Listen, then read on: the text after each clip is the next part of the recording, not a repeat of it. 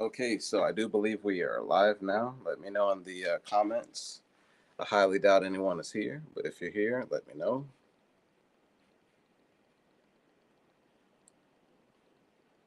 Okay.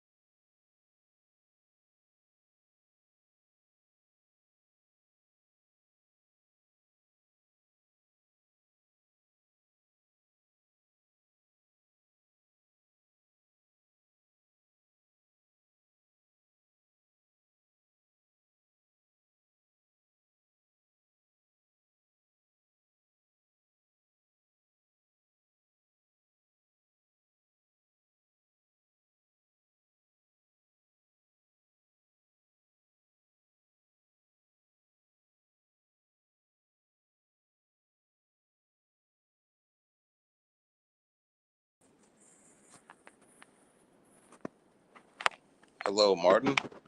I'm guessing that we've had some issues here. Yeah, it's just pouring rain, so it may have been the Wi Fi, but I think we're back. Good to see a couple of people in here so far. I hope everything's working now, but we'll know here in a second. Okay, I do see your comment. Martin, thanks for tuning in. I appreciate you. Let me try to share this. If you have any questions, Martin, just put it in the chat and I can try to answer them. I want to start doing these Q&As on Mondays. It's actually my day off, but I have to be intentional with this YouTube setup or we will never get enough content out there. So I do want to just start adding more hours to the day, so to speak. I have to get up early or come in on my day off just so that we can keep these things moving. And so, instead of providing excuses, we don't want to do that. So let me post this in the group here. See if I can get at least a few more people in here. I have around 2,000 subscribers, so hopefully we can get at least 10 of them in here just to make it worth everyone's time. That way we aren't just keeping you here. Why is this collapsing? Technology never works when you need it to, right? Okay, so let's close this out and see what's happening. And again, I don't even know what I'm going to talk about, but we've been doing this long enough. I'm pretty sure we'll find some sort of flow here. Hey, Ashley's wait is over. Hi, nice to meet you. Thank you for tuning in. Of all the places you guys could have been, you've chosen to stop by. Hopefully we'll get this thing rolling here in a second. Trying to get this shared out in a couple of the groups. My computer froze. It's pouring rain here in Dallas, Texas, so I think the Wi-Fi had cut out at some point, so just bear with me.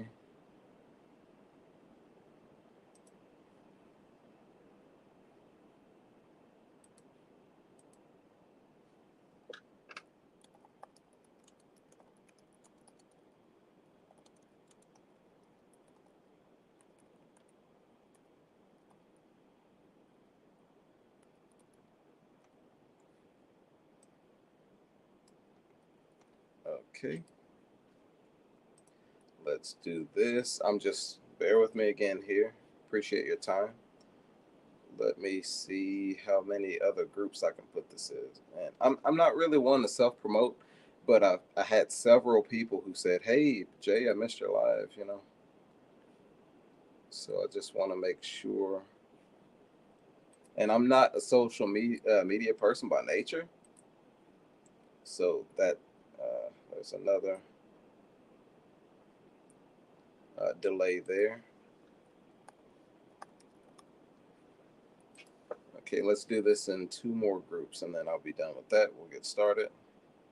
I know what I can talk about. Might be a little negative, but I do want to help the community to separate the wheat from the chaff, as they say, or the truth from the untruths. So I will touch on that.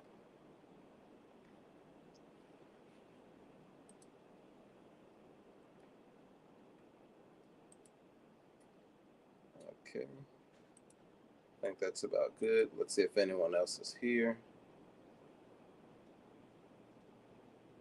Hello, Graphic Warehouse. How's it going? Welcome. I appreciate your time.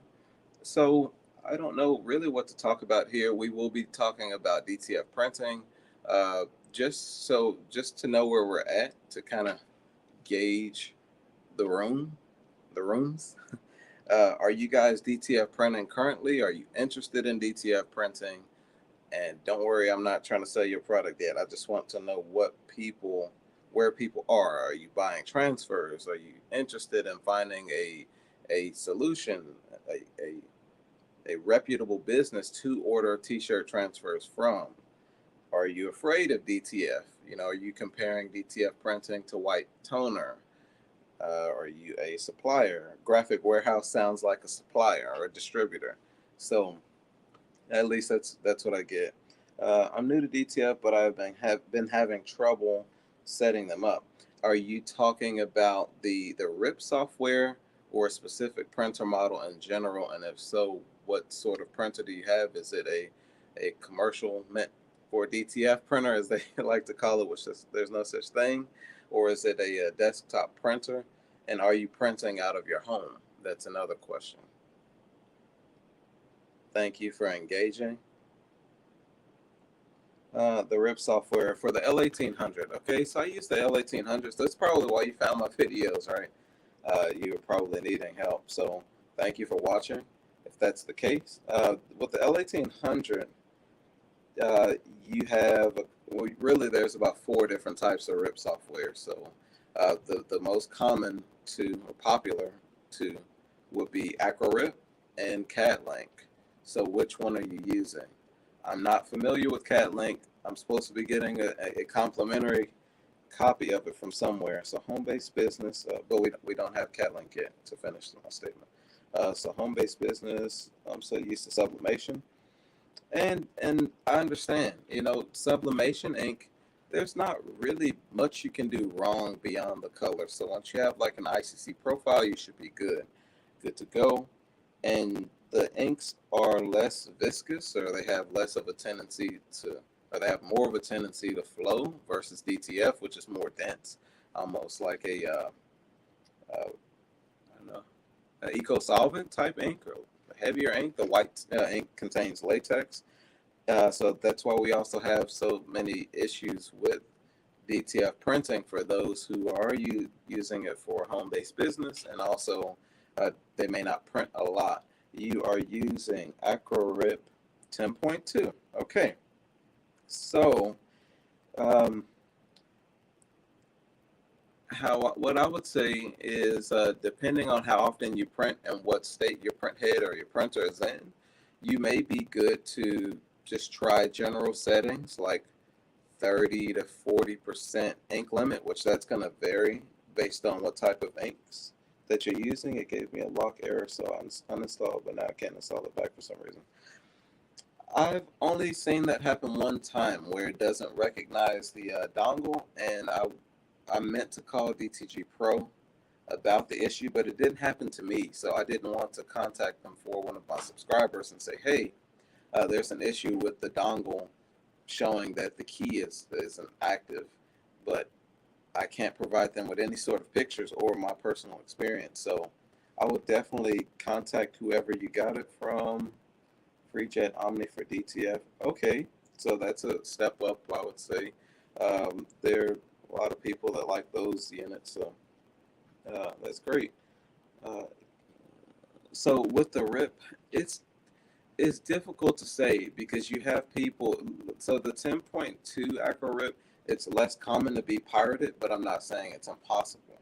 So depending on where you got it from, you should either have customer service or technical support from that company, fingers crossed, or it may even be an issue with your ports. So you have different ports on your computer. If you're using like a USB splitter or a hub is what they call it. So if you're using a hey Best Uni, she's always been supportive. Check out her channel. She does a lot of this printing stuff. So it's good to see you in here. Appreciate you stopping by. 7 people chose to watch me, so that's great. I appreciate every striking thing that I get. We were talking about the ports. So let's say you have a hub, and this may not be your case. You may have shut your computer down, and then your RIP, the dongle to your AcroRip is actually still in the same slot, but you may have plugged in something else during that time, or it may have reassigned the dongle to another port. So you may have to go to your devices manager within Windows, and then or you can go to properties. So if it pulls up within device manager, right click and hit properties, and then go to I think it's advanced, or there's like an advanced tab where that prompt pops up, and it should say port 1, port 2, port 3, port 7. So you need to find out what port it's registering as, because there could be an issue there. But aside from the RIP software, DTF is different from sublimation. I'm trying to keep all these things. I'm trying to create a flow here of some sort. So the sublimation, it's pretty much turnkey. Aside from your color output, things like that, things you can learn. You can learn things about DTF too, but there's so much more. Like humidity, this is a digital hygrometer. So you may say, hey, my colors are laying down weird. And so it's 38. This is close to ideal for DTF. They say 40, between 40 and 45. And then it shows the temperature in the room here, 74, and you want that to be around 75 degrees. So now it may have shown higher than 38 or whatever because it's in my hands. So that's the reason why you may see it fluctuate here. But it could be your humidity. You may not see the washability that other people see, but it may be due to your time and temperature of your curing. Also, the quality of your consumables. You may have a great printer, but the quality of your consumables is less than desirable depending on where you got them from. And none of that will be your fault, right? You're trying to do your due diligence, but you don't know. You're not a chemist, right? Like you aren't the supplier or the distributor, so you don't know where these products are coming from. So what I would say to remedy most of this is again, doing your due diligence, finding a mentor, being willing to pay a mentor. I'm doing it right now for the next stage of my business. So uh, you have to lock arms with people that know this stuff and just try to troubleshoot this. The moment that you buy a DTF printer, I don't care whether you buy a $40,000 unit from one of these companies. A couple of them I'm affiliated with, so it's not a bad thing. But if you buy a purpose-built DTF printer, again, which doesn't exist, we can have that talk a bit later. But no matter what it is, once you purchase a DTF printer, you become a pioneer of this, or a practitioner, someone who does it all. You may not have access to Elegant Edits, Jay, at 2, 3 in the morning, but you may have an order to get out. And so these are things to consider. But there's so many benefits to using DTF that they overshadow, they outweigh, they trump the cons, because of the minimum overhead, especially if you buy your consumables wholesale. You can really do some damage in terms of printing quality transfers for people. So, but some of the mistakes, to segue into that, would be where people buy a DTF printer and they already have orders. So again, like, I don't know if this is your story, but let's say you're printing with sublimation, you learn the process and you're ready to go. With DTF, I've seen where people actually take orders for shirts and transfers before their printer even arrives. So the printer's not even there yet, but they have these orders. And once they set everything up, they realize, okay, there's a lot more facets to running this and making this thing work. And then they kind of fall a little bit behind a little bit until they can find out who can supply them with quality transfers, or whether they bought consumables that don't really have quality, or they haven't learned the process. So they aren't even red flags. These are just things that we could do. How are you? I'm doing great, Best Uni. We have a baby on the way. My wife's nearly 7 months pregnant, so this is great. I'm here 6 days a week. This is my off day. I wanted to film a video, so I deemed Mondays my YouTube days. So it's supposed to be one of my off days, but I can either provide excuses or come in every Monday when the shop is closed, and the other my other friends and family who are up here at the shop, whether it be the oil spot. This is the actual shop that I'm in. It's called the oil spot, and it's in Cedar Hill. And I just do the printing from the side. And my bro Hosea, he runs the quality oils, not essential oils, but body and fragrance oils. And then his wife Tracy, she's a master barber. So I said all that to say that on Mondays, we're as a unit, collectively, the shop is closed.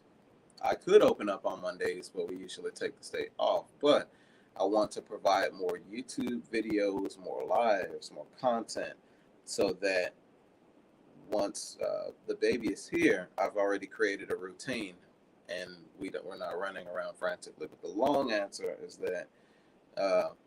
that's the long answer. But the short answer is that I'm doing great. How about yourself? How are all of you guys doing? I don't want to just be rambling here. Hopefully, I'm providing some kind of value. Oh, I'm sorry. Yes, please hit the like button if you find this information useful in the slightest bit. I appreciate it. Okay, we design and print. That's great. And I mean it, and I'll explain in a second. DTG, DTF, vinyl. Okay, so you guys do it all. Business cards, banners, stickers, etc.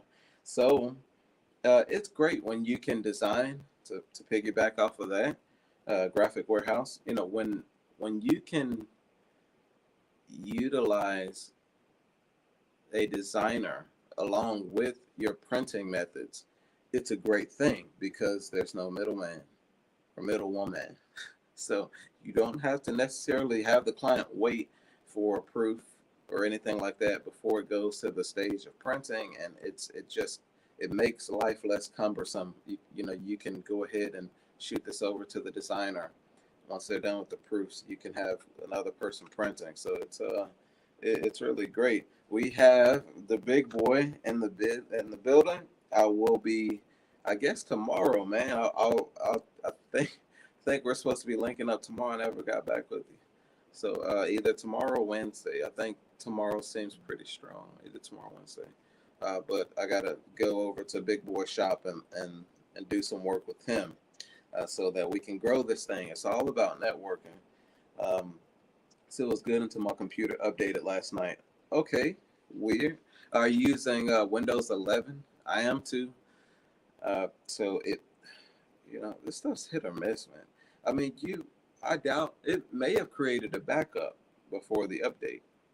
Your computer, I'm referring to. So you may be able to restore back to that time, and it may help, and it may not. But uh, if you're using Windows 11, it's a mixed bag. It definitely is. We get so many updates, and some of them aren't even, uh, you know, I don't know. You don't see any changes. So some of that is actually in the BIOS and like background stuff that we shouldn't see, but my computer doesn't run any faster or more efficiently. So moving on. Can't wait. Got to make some content. Yeah, man, it would be nice to tag team this thing because usually when you and I get together, bro, it's like freaking. we're talking. We talk for hours. We don't even really do work, So it's so definitely we have to stop, set a camera up, and do something like this. But I'm waiting on it with you, T-shirt chick, lady print boss. I just can't wait to have round table type DTF thing for the culture and for small businesses alike. Seven Davis, how's it going, man? One of my first subscribers and supporters when I had when I had 12 subscribers. I appreciate your support, man. I honestly do. Again, if you guys have any questions, thank you, Bessie Andy. This is our first baby. We've been married here. Oh yeah, so in September. So we're rapidly approaching, man. It'll be 8 years we've been married. This is our first child. So it's been a rough start, but we are appreciative.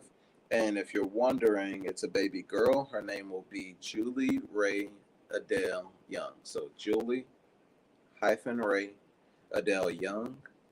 And so thank you, sir. I appreciate it, man. I appreciate it. So I could tell you the name behind the story and all of that at some other time, but yeah, it's we are intentional with the name, and we are very excited. And I'm up here to work, and we are going to get this thing done. 11 people watching. Again, I may have 2,000 subscribers or whatever, but it's special. It's unique, or to me, it's unique to me, where 11 people happen to click on that link and want to watch me, of all people. And we didn't do any sort of promo for this live or anything, so I appreciate every striking thing that I get. And I like to pay it forward. Just ask me any questions, and I can try to get them answered, or I can try to find the answer to it.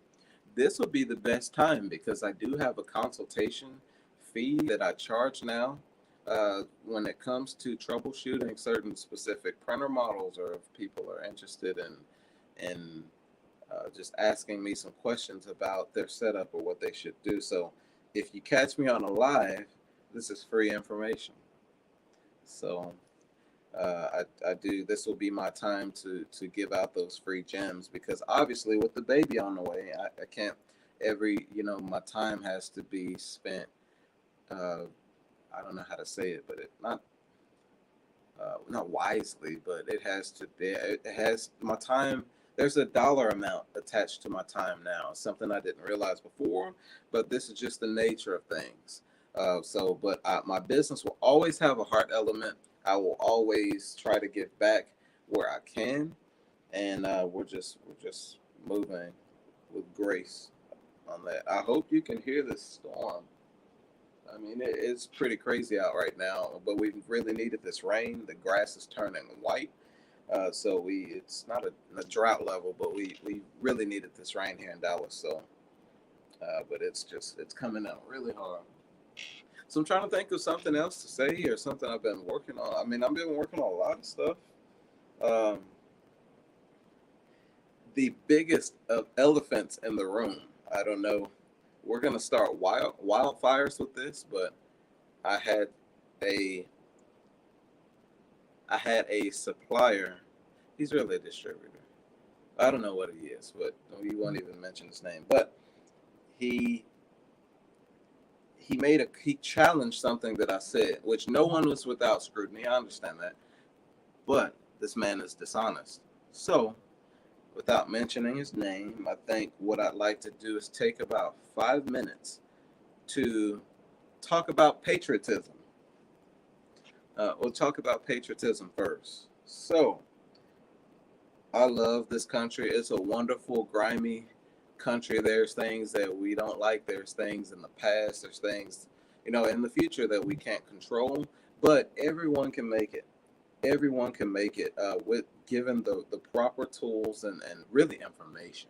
So when you think of people, all sorts of people in this nation coming together during certain times of I don't know how to say it, like trials, like with the pandemic and everything like that, right? You have certain companies that try to come in and they try to shine above all the rest of the companies around them. So instead of having a mindset that we are going to grow together and we are going to lock arms to try to provide solidarity, I guess, or to to to be one as a nation instead of a business looking at it like, okay, the U.S. is a huge place. The United States is a vast place enough for everyone to eat. Some of these companies take advantage of that.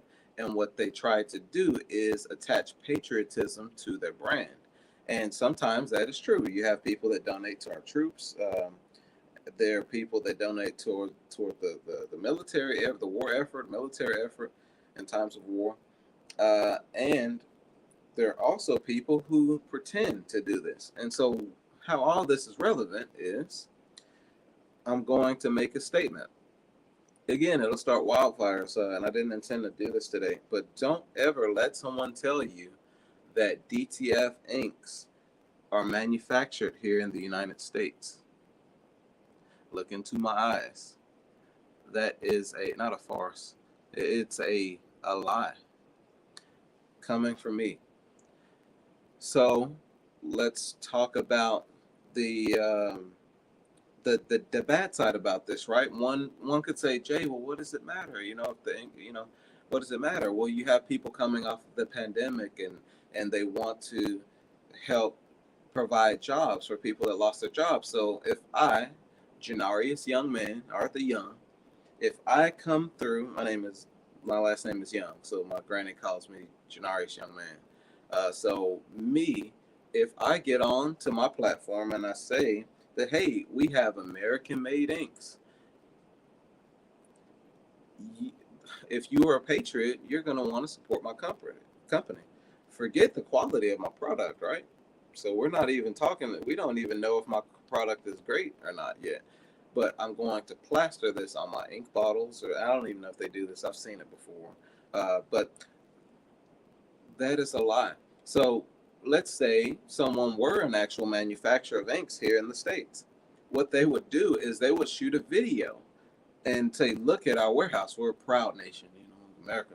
So home of the free and brave. So if we create something like, with our military efforts and stuff, we're going to show the drones and the planes and the strength of our nation. So if I'm going to have an ink manufacturing facility, there's going to be videos plastered all over to show that it is made here. Look at our workers. This is what we're doing. And the danger of spreading lies and falsehoods of inks being manufactured here is that it might create a monopoly where people want to support that brand, but I can't sit back and allow that to happen when it's rooted in lies and deception.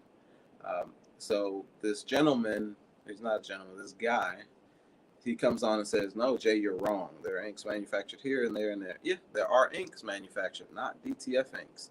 The chemicals, the waste, it's too expensive here. There are companies in China that want to, or not even just China, but overseas that want to set up some sort of flagship location here in the States because they realize the importance of it, but they're not manufacturing the inks over here.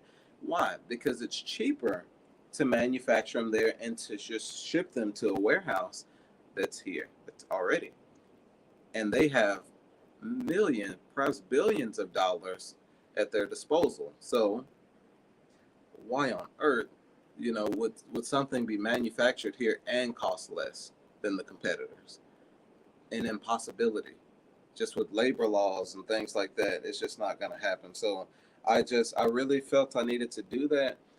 End rant. I think I went over 5 minutes, but please don't believe these companies that say that DTF inks are manufactured here. It's just simply not true. That stuff will be plastered all over these groups. And yeah, so moving on. So let's see if we've had any more questions. I will always protect the community in terms of printing. This stuff's sacred to me. It's not just my job. I've seen people buy $10,000 setups, $15,000 setups, and it's they didn't do anything wrong other than choosing the wrong supplier or distributor. And so I feel like I have a duty to tell the truth and be honest when it comes to this stuff. So moving on. Yeah, I wouldn't say flooding like you would say. Now, I haven't seen much of the news this morning. There may have been an update, but there's like a flooding zone, or not zone, but a warning. But we get some of that stuff all the time. It hasn't really flooded much here ever. I think maybe in the 90s. Now, we've had some pretty crazy tornado, like in lightning storms and stuff like that over the years, but maybe some minor damage to buildings and stuff, but it's not flooding as you would think, like Louisiana or not even just with, some of the other states that border the Gulf.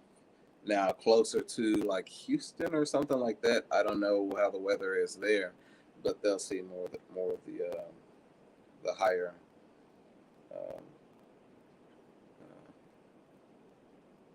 I don't know how to say it, but they'll see more of the flooding and stuff there in those zones.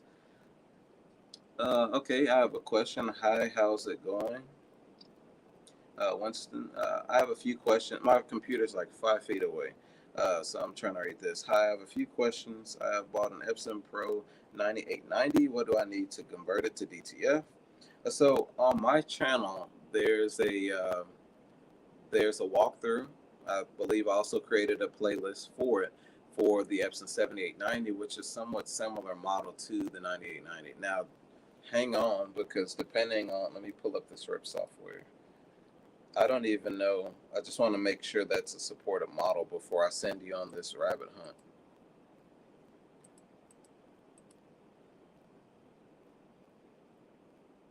Because I don't believe I've seen the 9890. Yeah, that series is not on the list of supported printers, and that's just from AcroRip. So if you've already bought it, yeah, you bought it already. So, I would search for RIP software that works. CatLink may offer, so just go to, and it may be supported in a newer model. So once AcroRip 11 comes out, which I have a copy of AcroRip here. So I have a demo copy of AcroRip 11, but the wonderful company who sent it to me never sent me the installation file. So these are things where I think a lot, we're just moving too fast. So once AcroRip 11 comes out, maybe that might be a supported model. So I wouldn't say to sell it. Now, I would just go and search for RIP or search some of the groups. Okay, perfect. Thank you, Seven. I didn't even think of that. That's great. So it's all the stuff is live. I didn't think of that because I was using the P6000 driver for the 7890 at first because the 7890 driver didn't work. So thank you. That's why we need the community. We need some bright minds that can think on the fly. Thank you, Seven. So try to use it with 7890. And again, that's a testament to it being a similar model. The 7800 series, they're pretty much the same. I mean, if you just look at the same, look at both printers, it's just wider. So the 9800 is going to be a wider model than the 7890, but has the same bones and everything. So yeah, but you'll need the same. Now, I will say that I need to, maybe I can put it in the paid membership area of the YouTube, but uh, when I did the conversion of the 7890, that was with limited information, right? Like I didn't set out to make a tutorial. I just put up a camera to show you guys how I would approach it. And I sat down for weeks just trying to figure out how I should do this, how the channels will be configured, because I'm just that sort of person. I don't want to create a problem for myself. So, but moving forward, I would only use 2 whites. So the printer, it is impossible for the printer to lay down more than 2 channels worth of whites. And I didn't know that before. So I wanted to lay down, I wanted to utilize all the channels, man. So, I think that one has 9 channels. So I'm trying to lay down four whites, but you don't need that. With that sort of printer, you don't need four whites. You only need 2. And if anyone's watching this and you want to test this, if you've already converted the printer and you're using 4 whites, you'll notice that over time you'll use more whites than you will in certain carts. You'll have 1 or 2 carts that stay full for a long time, and that is because there's no ink being utilized from that, because the printer can only lay down 2 channels or 2 cartridges worth of whites at any given time. So the ink loss that you do see, it comes from your head cleans. Anytime you do an initial fill or you run head cleanings, it's dumping some of that ink. So the ink that you are seeing the levels are being lowered, it's from your head cleans. It's not from being utilized. So only use 2 whites. That's going to do 2 things. It's going to help you to not have to have so much white in stock, especially it's 9890, man. Those are like 300 mil or something crazy like that. So think about how many liters you'll have to keep on hand for 4 channels versus 2, and the other 2 won't even be utilized. Also, and this is the little nugget here, I'll give you the information. I won't show you guys how to do this, and this is a secret. So I guess it's not a secret anymore, but the way I've set up the channels on these, I'll give you the information and then you can do your own testing, because I'll be here forever explaining how it works. I'm only going to say it once. So with these printers, especially the larger formats, you have paired channels. So if you go to clean it, if you go into the maintenance mode, you'll see that you can clean paired channels.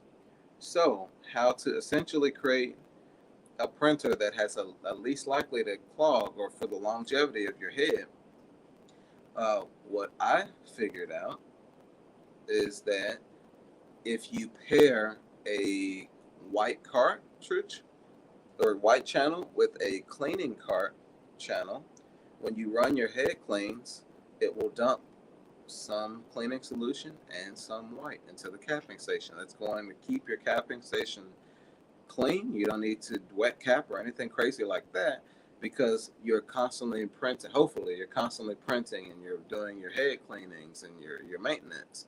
So if ever you were to get a clog, all you would have to do is every year or every 6 months, because your print heads can last that long. You can look at it like a consumable, but quality inks, quality maintenance, quality printer, and you can have a head for years. It was designed that way.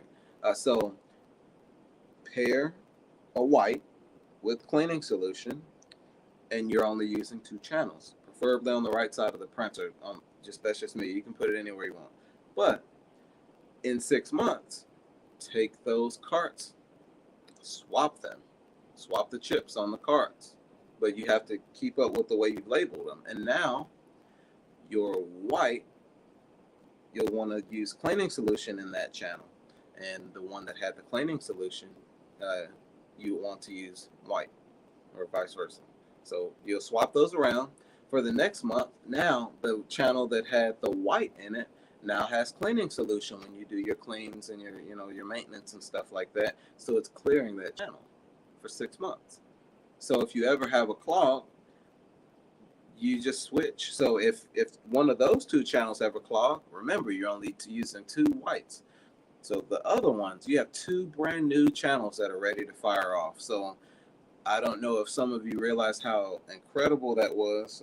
When I found that, I was just doing my test, and again, this is stuff that no one sees. This is me configuring the channels and trying to figure out what's going to be cleaning solution. So it's like, this is why some of these companies are reaching out to people like me and Veronica Hernandez and stuff on some of this, because they're too busy counting money. I love them, but they're too busy counting money. I like to say it's a joke, but they need other minds that actually just do this stuff day in, day out, because I don't want my printer to break down. So it's my job to figure out how to do this, and that's why I started the channel.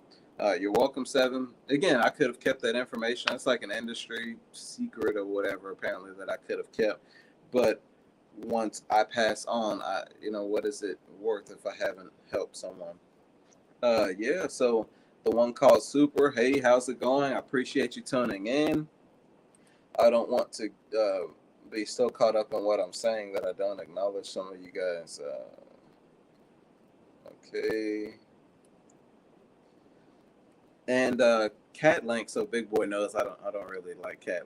I didn't used to like it, so he's gonna help me cross over. So we may have some Cat Link videos coming pretty soon.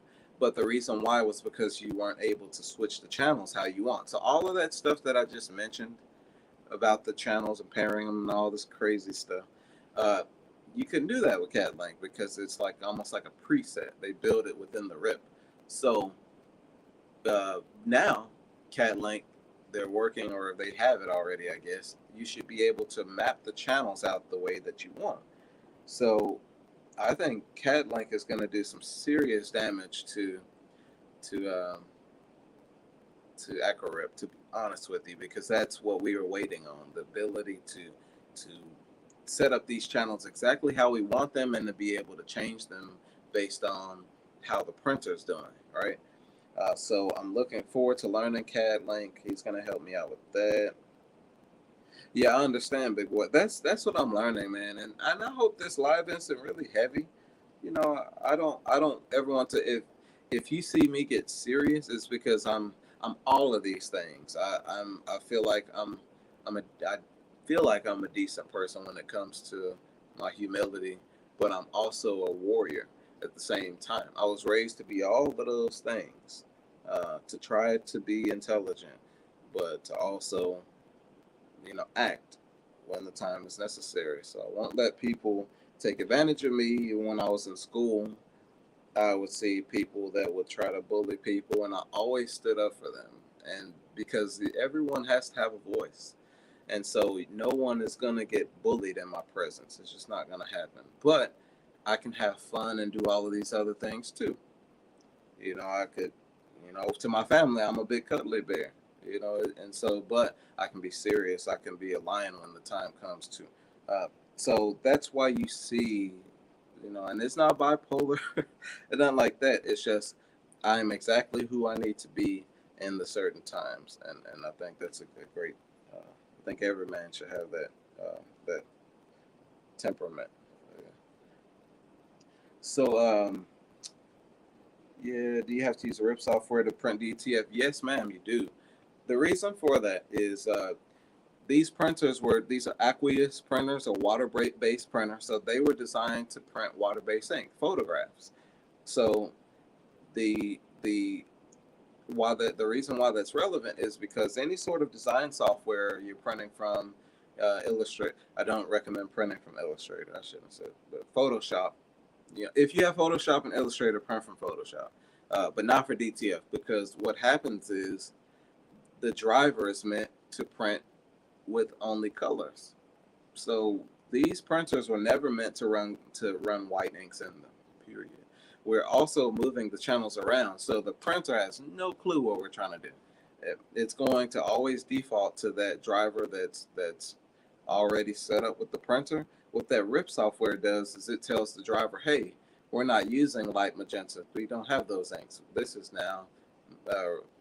this is now white. We're not using light cyan. This is now white. We're not using uh, whatever it is, orange. This is now a cleaning solution. So you get what I mean? So it's since we know that, we have to go within the RIP software to help. The RIP software helps communicate. That's a good word. It communicates to the printer what we're trying to do and how we're trying to do it. And that's the best way to explain it. But if you went and you tried to print the Photoshop, Illustrator, whatever, your colors are going to be all over the place because of the setup of the inks that are actually in the printer. It doesn't know what color we're adding, and we're using the refillable cartridges. So, yeah. But yeah, big boy, that's like I said, man, that's what I noticed in the industry. I don't want it to be all doom and gloom, but it's tough, man. When you've heard, I won't even get into them, but when you've heard some of the stories that I've heard, and it's the same companies, the same men, same people, same businesses. Someone could tell me something about how their printers behaving, and I can tell you who you bought it from. And so it's not something I'm proud of. It's actually kind of terrible. Where I can say, okay, if your inks are loose, it came from this guy. If your ink's running on the film, it came from this guy.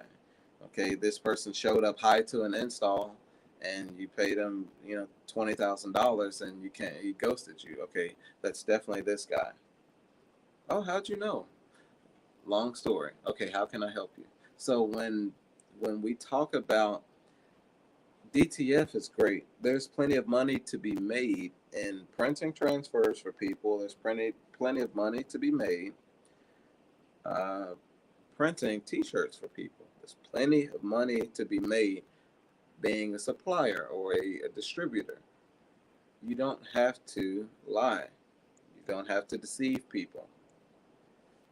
It's just unnecessary.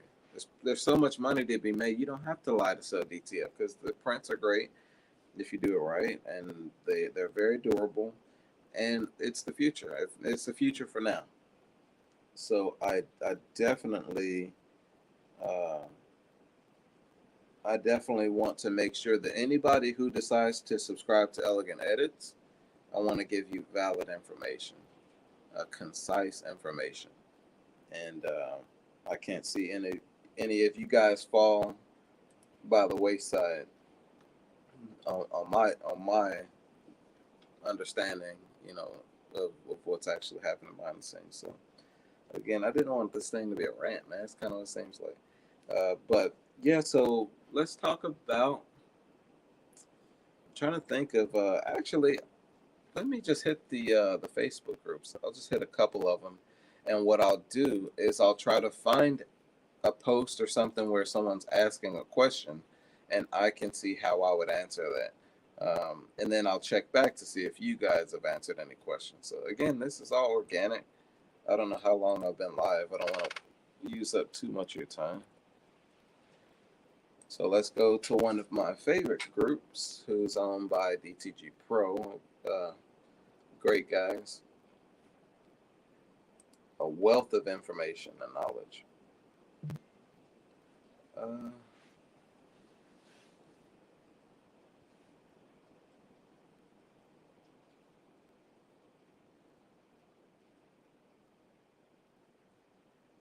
Okay, this is more commercial stuff. I think most of you guys have the desktop.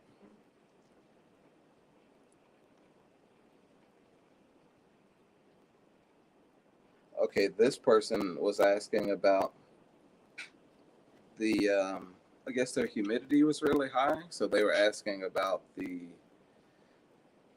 bubbles or the oily. And we talked about that a couple of weeks ago when I went live. So, but usually, if you, depending on your humidity, if you powder too soon, again, I think I explained this, but you have the film here, then you have the ink that's being laid down, and the ink comes out wet. So the higher your humidity, the longer it takes that ink to like flash dry or cure, however you say it. So it takes a while for that ink to dry. You don't want it to completely dry, but it takes around probably 1 to 2 days before that ink really starts to dry on the surface of the film. So if you think of that print coming off really wet, and then you dump the TPU powder over it, and you go to cure it, and then you have high heat. That's a lot of stuff happening at one time when you know it's like you're curing so fast, but the powder kind of suffocates the print, and that moisture still locked in there. And then once you cure it, that's when you get that oily discharge on the surface of your print. So uh, lower humidity, you want to powder fairly quickly if it's in the 30s or something, from what I've experienced. Again, it depends on your environment. It also depends on your curing unit. You know, are you using a heat press, using a convection oven, are you using, you know, a powder shaker? You can just dial that in and have it feed slower if you need it to.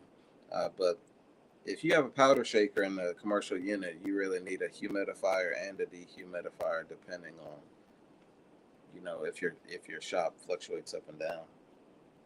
So that's one.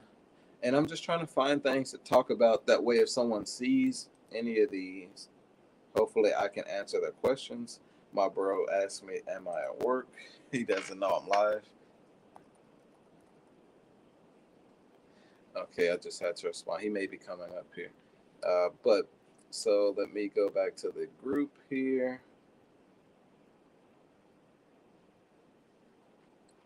Again, they had an issue with curing. Okay, someone's asking about the P7000 and the P6000. So Epson, with these newer model printers, Epson's very smart. They have engineers, you know, that kind of thing.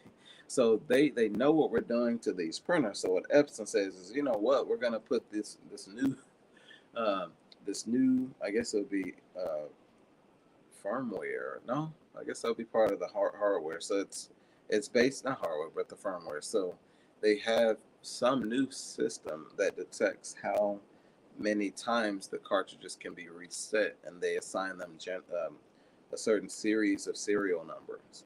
So the issues that people are having converting the P6000 is because you might get 21 resets out of those cartridges, but after that, the printer says, "Hey, you know, I've seen you before. Get out of here," type thing. So uh, I would just uh, stay far away from some of the newer models like the 6000 and up, because it's just so new. We don't have ARC chips, good ARC chips, developed from them from overseas yet, and I don't want to for someone to spend 6, 7 thousand, whatever it costs, retail, only to find out that it's going to be years before we confirm this thing. I guess there's an accident.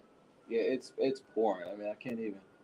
It's coming down pretty hard, and people tend to drive like it's like the ground's wet, or like the ground's dry, like nothing's happening. So I hope they're all right. But yeah, 14 people are watching. Again, thank you.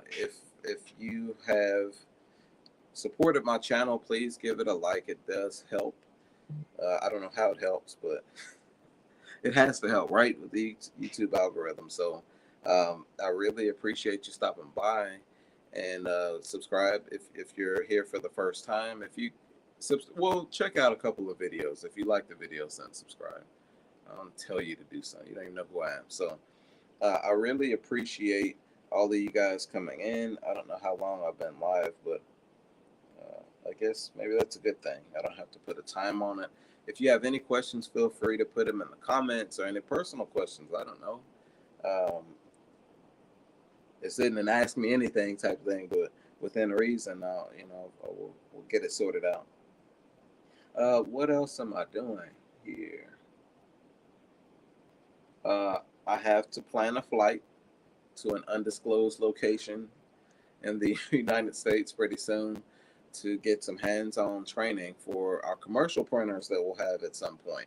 I don't know when I'll have them available, but again, even these, like these P5000s, I'll be selling these pretty soon, but I printed with this thing for nearly 4 months, ironing out all of the details from the configuration of the channels to what would happen in 6 months if a channel clogs. What do we do then? And I have to film these videos so that once my brand is out there, once we put it out there, people can just go and look at a video, just like what I'm doing here now, but they can look at a tutorial on how to get back up and running at 2 a.m. when no one's around, because I sold them the thing.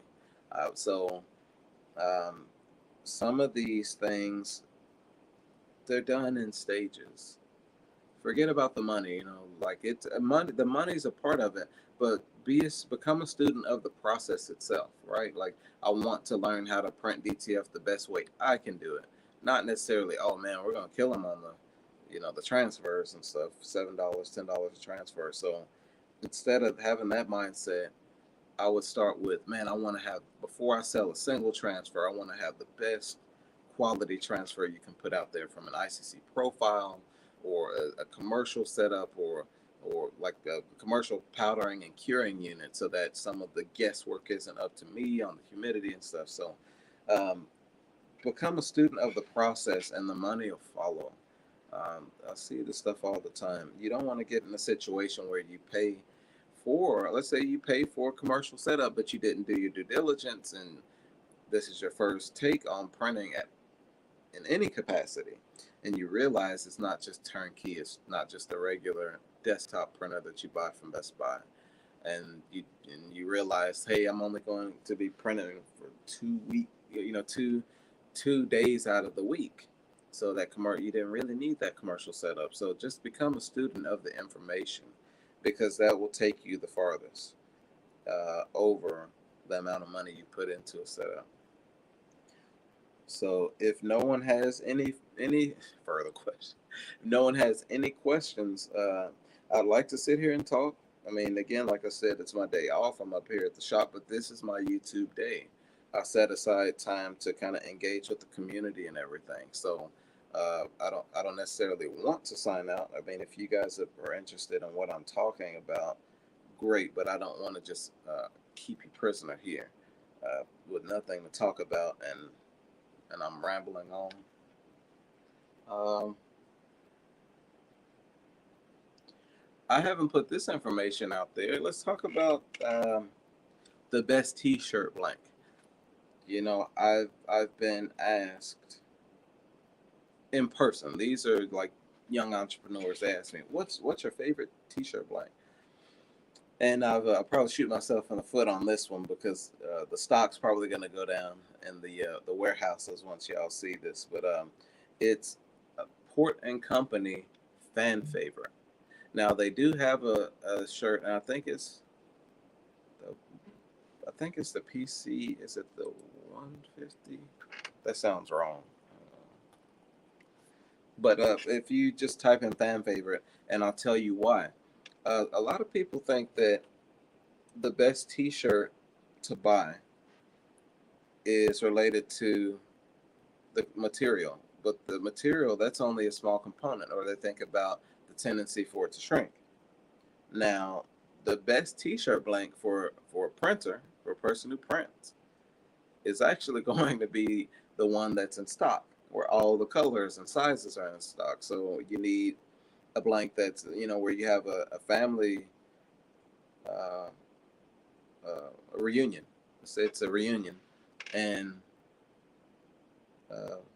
Uncle Ray, who's a 5X, he has to have the same shade of red shirt as Jason, who's like, he wears, he's a 2T.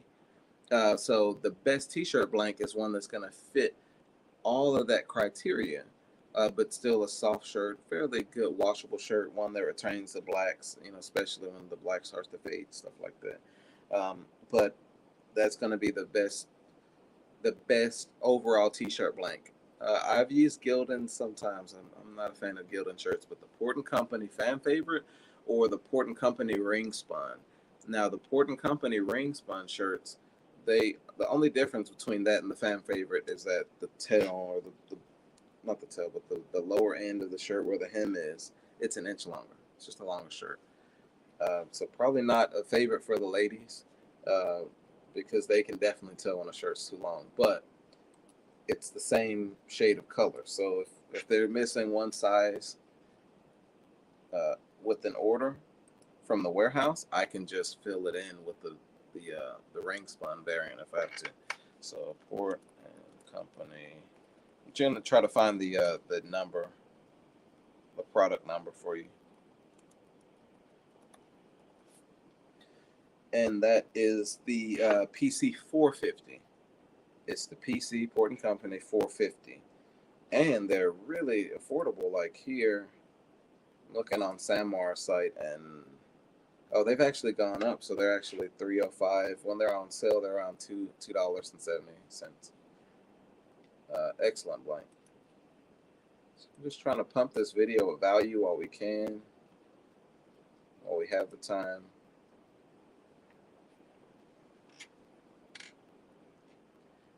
Okay, hey, T-shirt Museum. So, yeah, I saw you in the group too. Congrats on your setup. I saw you working it out, man. How's your conversion of the Epson 7890 coming along?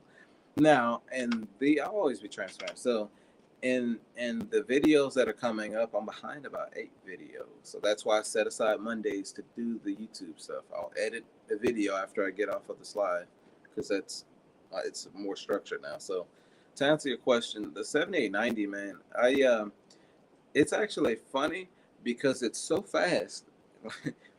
When it's running optimally, it's so fast that I don't have the workflow for it. And I I shipped out 300 and something shirts to Cali last week in no time with the P5000. So, and I have 2 P5000s, but I'm only running one, and I was able to do all of that, and we did it within 48 hours. So, with if you're using a 7890, it needs to be hooked up to a powder and curing unit, a powder shaker. So it's just a fully, I would call, what most people wouldn't say commercial, but it's a commercial grade printer in terms of the amount of nozzles, like 160 or 180 or whatever nozzles in the DX5. So I think that may be DX6. I've been dealing with so many printers. But the printer's just so fast, man. It's something that you just have to really, especially, like, you'd have to see it, especially if you're printing just white only prints, and you don't have to have the resolution hike way up because it's just white. It'll spit those prints out so fast that I had sheets sitting on the glass case. I had it do, and I was using the large format heat press. It's a 31 by 39 inch heat press, and I'm cutting these sheets, and it's cumbersome.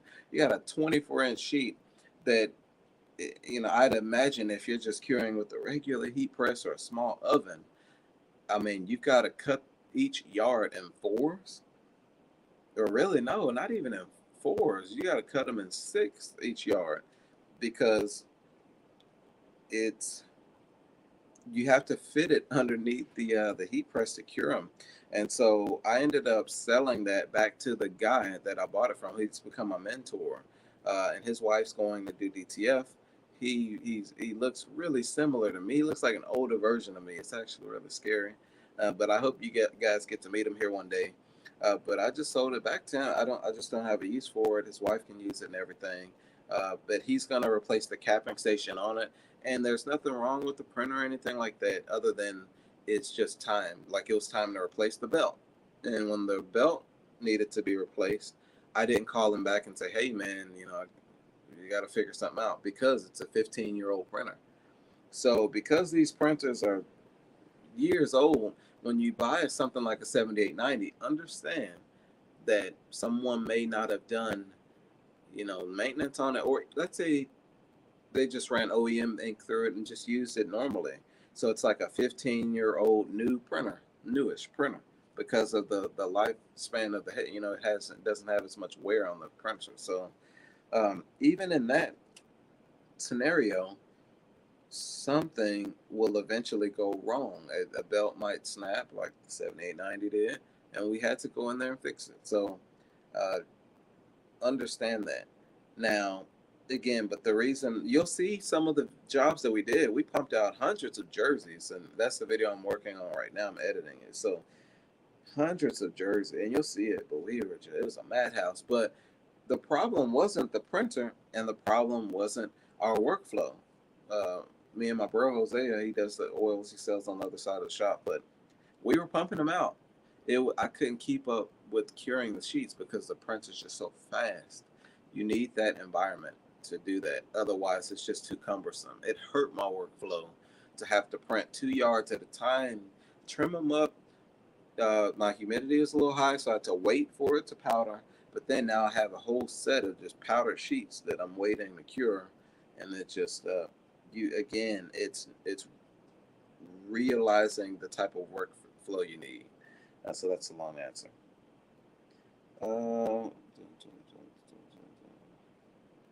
Uh, the one called Super. Do you have a video on how to test ink flow all the way from the ink carts to the print head? I changed my dampers on 3880 and not getting any ink flow.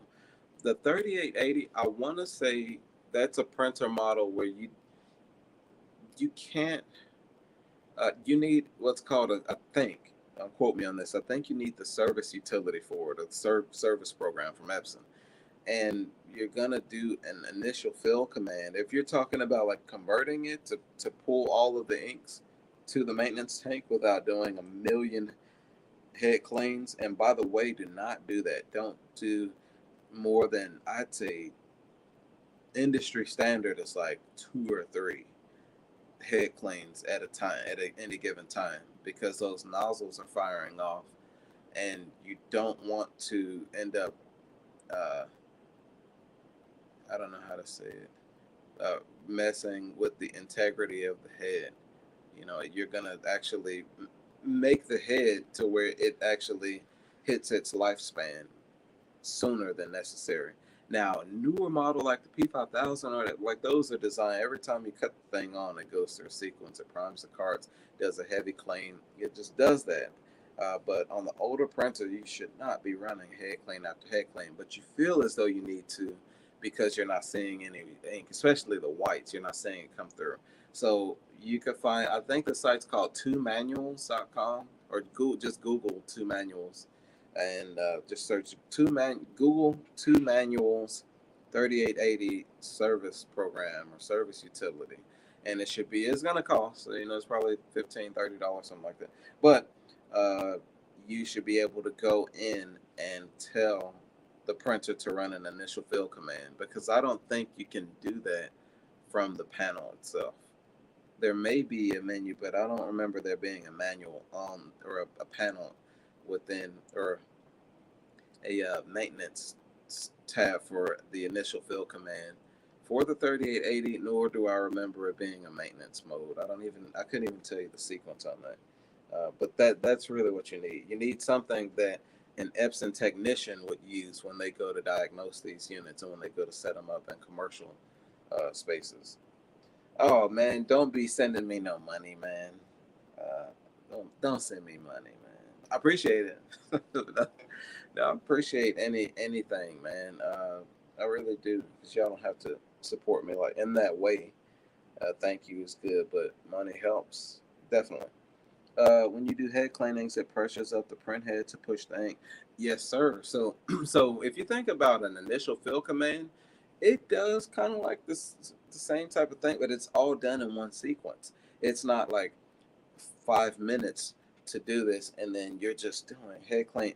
That command is designed to bleed the entire lines out into the maintenance tank. Word to the wise, I think I put this in that video, but make sure your ink tank is full. The maintenance tank, make sure it's full, or you'll have a disaster on your hands. Trust me from experience. What's going on? Hey, Impact Custom T-shirt. Uh, Nothing much, man. I'm just kind of navigating life, man. It's every day's a blessing. Every day's not every day, but for the most part, there are challenges that we have to surmount and overcome. But that's life. This isn't unique to my that experience isn't unique to me. Everybody's going through something, but everything's great. It's a great day here. We are blessed. I can't complain. A baby daughter on the way here pretty soon. So life is great. That's all I need, man. Support and especially some of y'all in this community that have, like I said last time, y'all have reached out to me personally, like found me personally, like my personal profile to say, hey Jay, your YouTube's looking kind of dry, man. How are you doing personally? I appreciate that. Like I said, a guy came in here, one of my subscribers last week, and it was funny because I don't do things for recognition. So I've just never been that kind of person. I'm a lights and sounds kind of guy. I'm not the person at the front. You don't have to have just put my name in the credits at the very bottom and back of the list. So I've never really gone through life that way. So to see one of my subscribers just pop in on me up here at the shop, he's like, "Man, I can't believe I'm talking to you, man." I'm like, "Bro, I'm just a regular guy. I'm just a regular person, man. Like, I don't. It's nothing special about what's going on up here, um, other than I guess how what I mean to people in terms of the little information I'm able to provide, and the reason why I can maintain that level of understanding between this and not let any of this go to my head is because I've experienced life in so many different uh, ways where I know better than to think that, oh yeah, elegant edits, yeah, that's me. Yeah, no, man, it's I have mentors. I'm constantly trying to find mentors. I'm reaching out to Big Boy on this live stuff so he can show me how to do that and pin comments and all of this type of stuff. So um, I try to find people that are great at what I have no clue of what I'm doing, so that we are strengthened as a community. But it's definitely great when I get those moments like that where he was just like, "Hey man, I've watched all of your videos multiple times." I'm like, "Me? Dude, I'm monotone. I'm not an exciting person. I'm just talking. I'm like, I know how to do certain things and I just hold up a camera. But to know that somebody will watch me for hours, I never thought that that would be the case. I wouldn't watch me for hours. Now, if it was, somebody, now I could watch people, like I said, like Jose Rodriguez. I can watch some of those people for hours because they're slow and methodical. They're older. They have those nuggets where it might be a 3 hour, 2 hour video, but I'm just waiting on him to say a couple of things that's gonna send me on a frenzy of like, well, let me go research that. And so you have to be patient for some of those nuggets because I feel like the world is moving at such a fast pace so rapidly that we don't stop to take precaution and understand what we're doing. And I think I see a lot of that in the DTF community. Like I said, where people they buy these printers and they're treating them as though you just bought an Epson and you're gonna print every time you need to print out a project for your child or something. Like you're gonna print once a month or something. So they're buying a commercial piece of equipment or they're using commercial grade inks in a different type of printer, but the mindset hasn't shifted from how a normal person, or normal, however, I don't know how to say it, but just another person who doesn't print for a living, how they are taking that approach with DTF, and you cannot do that. The moment you get it, let's put these inks through it. I need to watch a million videos. Let's get it going. And when something goes wrong, who can I lock arms with to help me figure it out so that we can keep this thing moving? So, uh, hello, Joe. I just wanted to say thanks for sharing your wisdom. Thanks. I'm only passing on, like I said, information from my mentors, stuff I had to hunt from, and that's what I intend to do until I draw my last breath. Okay, those two P5000 looking good in the background. Thanks, man. I want to turn the camera around. The reason why it's this way is because I need to clean up the shop and keep it all the way 100. So yeah, it's I'll straighten up a little bit, but we've been so crazy trying to get these things up and running. I basically just had hired my first helper. I don't like to say someone's working for me; he's working with me. So I'm trying to help him with learning how to design. He has his own T-shirt line. He's excited about printing, and that's why I wanted someone in here like that who has a passion for it. Is going to take care of the printer. He's not just looking for a job, because that's how you get irritable people at like the Jack in the Box drive-through, where like, why is this guy the cashier? They shouldn't have put him here. He didn't have a passion for it. He just needed a job. So any people that we bring on and we want to become a family with some of this stuff, I want them to have a desire to do this, and then I'm going to encourage them to go do their own thing. Don't work with me forever. I want to ignite those passions in them. So where do you buy all the stuff you needed to be? I'm sorry. Where do you buy all the stuff needed for? Before converting the printer. It's a mixed bag because I am affiliated with some of these people, and I don't care if you use my links or not, but it depends on what you're talking about. Like, now, if you wanted a one-stop source to buy your consumables and stuff from, I would say Big Boy Prints, DTG Pro. I haven't spent a lot of time here lately with Kingdom DTF. I love their company, but I don't know if I can just put my stamp on it. Now, they do have a glitter film that Kingdom just sent me, and now I've washed this shirt y'all know how I do my stuff, so I washed this shirt several times, but this video isn't out yet. I don't know if you can see this, but I printed a regular size print or a regular DTF print, and on the side I printed glitter. I don't know if you can kind of see it. It's probably gonna look terrible on the stream, but I'm just gonna hold it up here until I see it catch up on my computer. Yeah, that doesn't look as good as it looks in person, man, to be honest with you. But again, I've washed it. The glitter hasn't come off. Trying to get really close to it.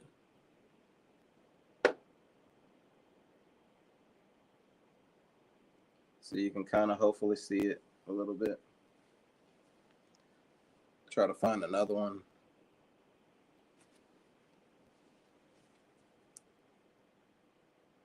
So they do have a quality glitter film.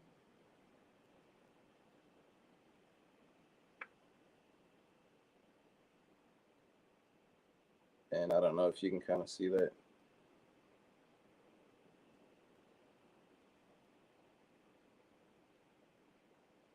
Yeah, I guess it's the lighting, but it does look pretty good in person as far as the DTF glitter option. But yeah, so I can recommend them on that side of things, but DTG Pro, I don't have any affiliation with DTF Superstore. I know some people love them. I don't know, but if I didn't mention their name, either I don't really know them or they're terrible. I'll leave that there. So what do you buy all this stuff in? Okay, I answered that. I've learned from all of you guys. Big Boy Impact Customs. Yeah, I don't think I'm subscribed to Impact Customs, man. So I try to do my due diligence, man. Anybody, not just because you support me, but I'm gonna go and check your stuff out, and I mean it too. I'll go and check this stuff out. So I'll have to subscribe to you as well. Yeah, man. I think the more people you have in a community, the stronger you are. It's just common knowledge. So it's kind of like, uh, if I need help, I might know that Impact Custom stays up pretty late, so I could just shoot him a text. A Big Boy might be asleep. So with something like that, man, I feel as though with a community, you're gonna find some answers, or you're gonna have a lot of hands on deck to put the feelers out there to find the answer. So uh, I think it's more important that we create a community versus uh, keeping a closed fist and saying we have the best printers.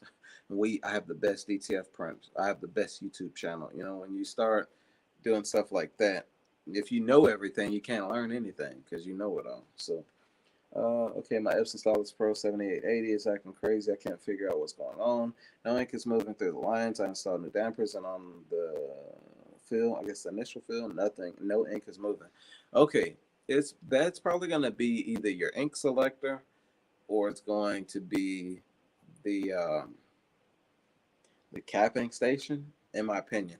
Only other thing I could think of is you said no ink, like zero, because I was gonna say air. Maybe it's been introduced into the lines, but very uncommon with a system like that that's on a vacuum. Um, yeah, yeah, I would say capping station first. Now, okay, uh, check the maintenance box. So put a fresh maintenance box in there, or replace the contents of it. And if you do an initial fill or head clean, see if it dumps ink into that box. If it doesn't, I'm like 90% sure it's going to be the cap or the capping station. So yeah, yeah, the pump, yeah, the cap. It's called the cap pump assembly or pump cap assembly, and you can go to a site called S. Parts, and they have quality uh, replacement parts for these printers. Quality, and it's very affordable too. Okay, yeah, the pump cap assembly. Yeah, if it's not dumping ink at all, man, I'm like 90% sure. I'd hate to like tell you and you buy a 300, I think they're around $300, but to buy that and install it and everything and that not be the case. So I just want to tread carefully, but just in my experience, yeah, I would definitely check that capping station. Now, I've seen people picking up printers for the cheap. So you just have to make sure, but you may be able to get a whole printer for that amount, and it may have a good cap on it. But if you just want a brand new capping station, I would say S. Parts. Great company. I don't know what this is. Someone called me. Okay, it wasn't the wife, so that's good. So, okay, we have another one here. For S. Parts, let me see here.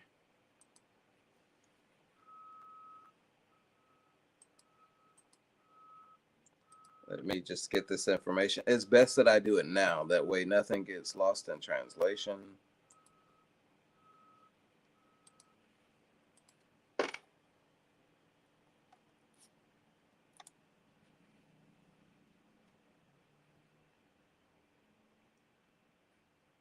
Okay. Let me make sure you said 7880. Okay.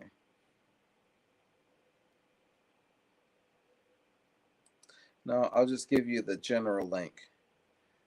That way you can do your own searches and I don't get in trouble. I'd hate to send you the link and you're like, hey, this doesn't fit my printer. Okay, so I got the link. And again, I don't have any affiliation with them. I just, everything's not about a dollar. I don't have to profit on all this information. So,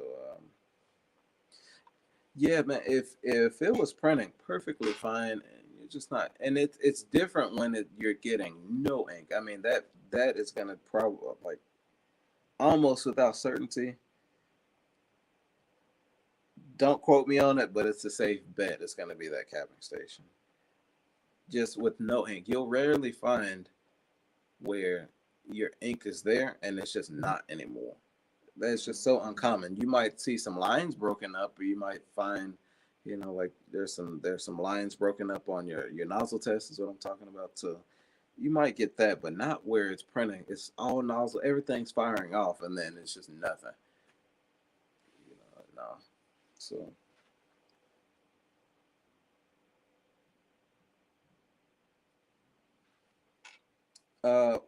with mine, so what happened with the 7890 for me is again it was just too fast, and then I got into like I had a lot of people asking me, hey Jay, do you have printers? So I was like, no, I don't. Here, go to Kingdom, go to DTG Pro, go to these places. Here are my links. And they're like, well, I'd love to use your affiliate links, but I only want to buy a printer from you. So I'm like, whoa, okay, it's different. I appreciate that, but now I have to try to find printers. So then I found a couple of models that I wanted to use that I was interested in, but there were no videos, nothing, no information on how to convert these things. So then I had to talk to like Veronica Hernandez and other people like it over at DTG Pro and all these other places to try to get slivers of information.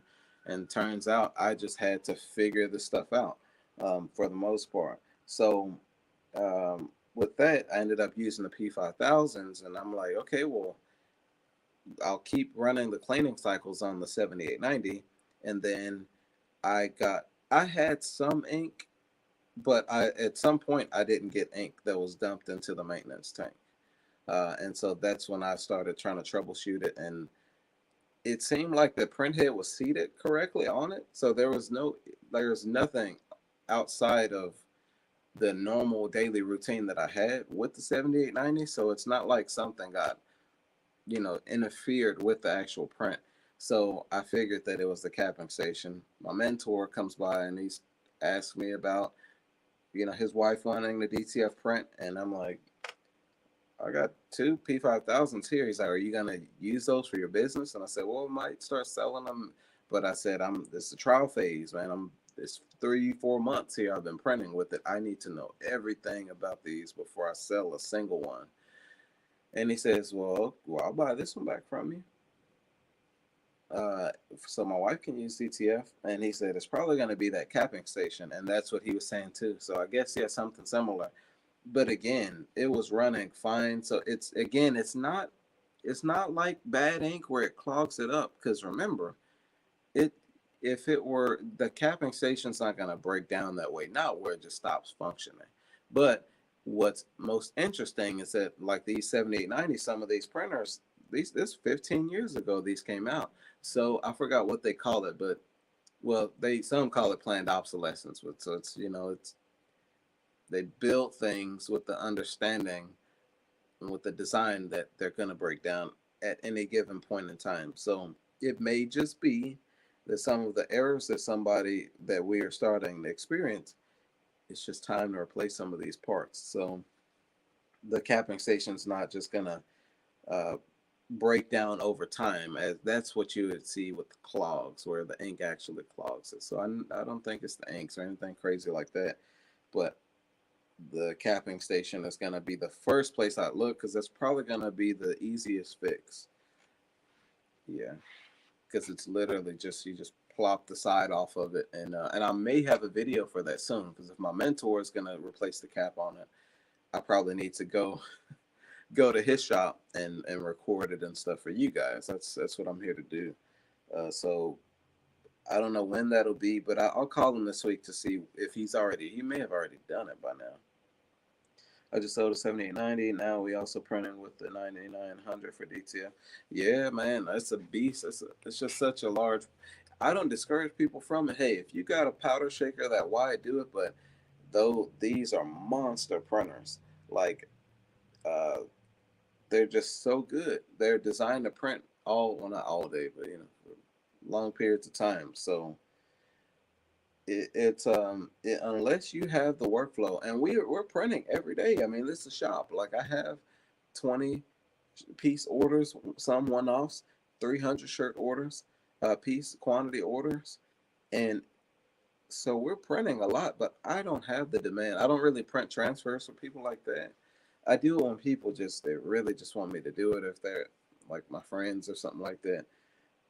But uh, it's you really have to do your due diligence on the type of printer that you're gonna buy, because yeah, it may be affordable, but you've got to keep the stuff running, and you also want to have the demand for it, because if you're printing out of your home and stuff, I'm not saying you don't have that volume. I can't, just because it's out of your home, it doesn't mean you have a multi-million-dollar operation at some point. So I don't want to count you out. But if you're printing from your home and you're just now starting your business, chances are you don't really have that workflow to justify a large footprint for a printer and all the stuff that comes along with it, and keeping the consumables in stock on what you have. Okay, Seven. Yeah, I'll get with him, man. Like I said, this guy, man, my mentor, one of them.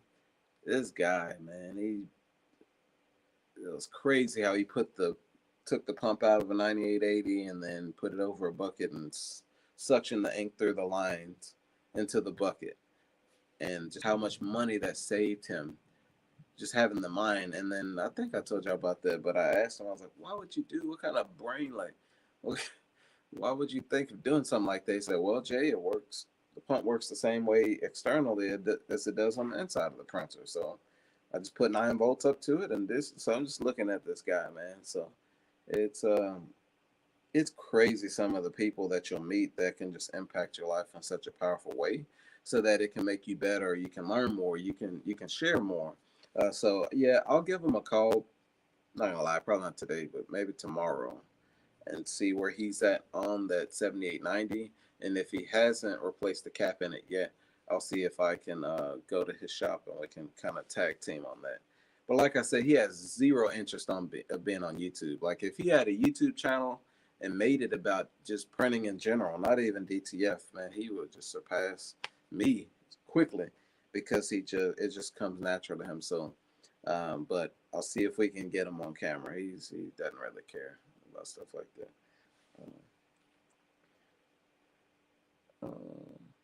Dang, man. Hey, I wish I were in New York, right? But hey, man, Impact Customs, if you could put that in some of the DTF groups, like, um, I don't know, man. At least just share, pass that knowledge on, man. Some people are just waiting. They just need that shot.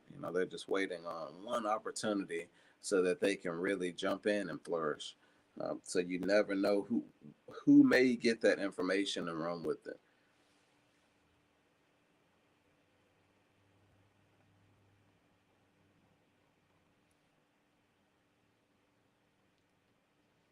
Man, it's crazy that it's already noon here in Dallas, man. So, uh, 15 people. I appreciate you guys watching me, man. So, if anything comes up, definitely just keep your questions there. You can join my group. I can try to find the link to my group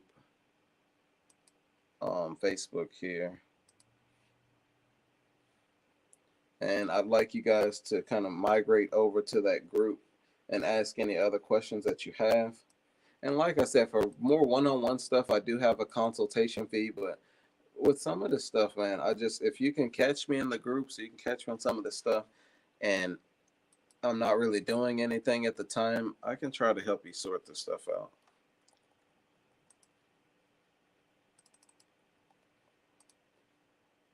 Okay, so here's the link to the Facebook group. It should be. So if you guys could please join that group, and that's how you can access me outside of like a YouTube comment or something like that. So, does anybody have any other questions or anything they'd like to say to me? I appreciate everything. We call those guys big brains, yeah, galaxy brains, right? Figuring stuff out for us common folk. And man, that's what I'm saying. Like some stuff you just have to understand that, like, a lot about certain things, but when it's uncharted territory like DTF, it's still fairly new to us. And you want information wherever you can find it. So I appreciate that. Hey, Wendy, how's it going? And so Wendy's another one of my great subscribers. And so she actually came to visit me too. So it's good to get to meet some of y'all, man. And it's a personable thing. It's kind of like you can actually put a face to the comments. Okay. Oh, yeah, I've seen you in the group. Yeah, I've seen you in the in DTG. I think it's the main one, the DTG Pro one. Um, it's like DTG and DTG, or DTG DTF. You know what I mean? It's the main group, like thousands of people. I think I've seen you in there. Um, yeah, man, this is great. That's what it's all about, man. Good to see you live. Live, live. Good to see you live today. Did you get flooded out? No, I mean it's coming down pretty heavy over here. Well, not anymore. It's just kind of lightly sprinkling. But I know you're in Louisiana somewhere, so I know y'all probably got some of it. East Coast connection. That's funny. Um, but yeah, thanks, Dan Roy. I appreciate that. I appreciate you joining. Again, I'll be shooting some videos. I shot one today. I was talking a little bit about routines and stuff like that.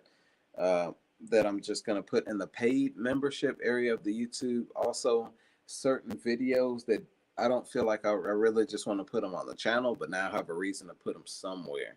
So be on the lookout for those in the membership area of the channel pretty soon. I just want to be intentional about maybe every Monday, or definitely every Monday, just coming in up here. The shop's closed, like I mentioned before, and I can just work on YouTube stuff. This is my day to do those things. I didn't, and I won't for the P5000. And I put the 7890 video and everything out there. The P5000, how can I lightly put it? It's something where it's like there's so many nuances to this stuff, like different quirks with the printer. That's why I've been printing with it for 3 to 4 months now, about almost 4 months. And what you guys see is when everything goes right and everybody saying, "Hey Jay, I appreciate your help" and stuff. But what y'all don't see are the other like messages I get, like, "Hey, I didn't want to put it in your comments, but I did everything in your video and this was wrong. This didn't work." So I'm like, okay, well, I said from the start that I was doing that for me, and I just chose to put it out there. But the barrage of like messages and stuff outside of what I intended it for was to help people. One of these terrible guys that are a supplier, he spent 2 hours on the phone with me trying to convince me not to share that 7890 video. So I still don't regret doing it, but I told him, hey, I told my subscribers I was going to do it. I'm not going to backtrack. I'm not going to not post it because I had already told the community I was going to do it. But he told me from that moment, Jay, they're gonna want someone to blame. Don't you think you're gonna help the community, but it's not gonna go that way. Now he told me the reason why I call him terrible is because he said it in a way because he didn't want people to learn how to convert it. So I think out of that, just the defiance I have for stuff like that, it made me want to post it even more. But I think a fraction of him, even though he's a terrible person, the fraction of him was right, and that I can seek out to help and do this, but I'll create a problem for myself, like a million people asking me, hey, why don't the cards read this? Or, one card's reading off, or, how did you do this that way? And it's just, I get enough with the 7890. So that's the only reason why I probably won't put that out for the P5000, because it's just so new. We still don't have the ARC chips and stuff for it. And there's a certain way you have to do some of this stuff. So, like if someone buys one from me, I'm there, right? They have a clear understanding that, okay, this is what it is, but I'm going to keep you running. There's no issues. You get an extra set of carts or an extra set of chips. I can help you go. So, right, right. But it's not this secretive thing where I don't want to do it. It's just it's one of the best DTF printers that I've only used three, but it's one of the best printers in terms of, again, that person right in the middle of not wanting one of the smaller format printers, which I will not even dare utter the name, but one of the smaller ones and the larger formats. This is right there in the middle of a 17-inch width. You can also do the 13-inch rolls, or the super, well, super B is 13, but whatever, A3, or A3 plus is 13 too. So yeah, the A3 standard 11.7, whatever. So you can do all of those sizes. It's really fast. Some of the stuff you can do with the P5000, I'm really impressed. To be honest, I'm really impressed with it. But it's one of those things, man. So that's a long answer. I bet it wasn't cheap to convert with all those cards. Yeah, it has 11 cards on it, man. So it's smaller yield cards. So it's not too bad. It's not like it. So it's 11 cards, but they're not like the 7890. when I was running 4 whites, I mean, you got to keep 2 liter, at least 3 liters at a time if you're really printing that heavy, because you need to be able to fill them up. And if you don't fill them all the way up, when it goes time to actually do it again, you waste more ink in the head clean than it does to actually reprime the card. So, um, oh yeah, man. That's right. Oh, Big Boy. That's funny. Because Big Boy told me that, um, I'll do it for y'all. So I printed a lot of these images and stuff. For the most part, I'm pretty big on like copyright stuff like that. That's why I don't really put it out there. But again, I'm the person that's behind the scenes. So I'll grab some prints here in a second. I'll show y'all. But see, Big Boy's been to the shop and he's like, bro, like your colors and like, how did you like? Man, I didn't know the transfers were looking like that. And I'm still, so when you see these prints, I'm still not where I want to sell transfers to people. If you could believe it, we're not there yet. I want again. I practice what I preach, and but I'll show you here in a second. I just don't want to get crucified. So this stuff is here in the shop or whatever.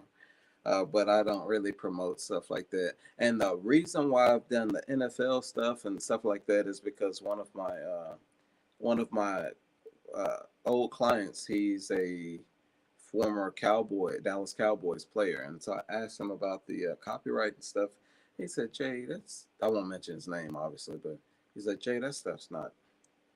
It's not the way you think it." He said, "Unless you're selling thousands and thousands of the stuff." He said, play it. Even he said some of the guys, but basically, he said some of the guys they have their family print them up stuff because it's nicer than what's in the store.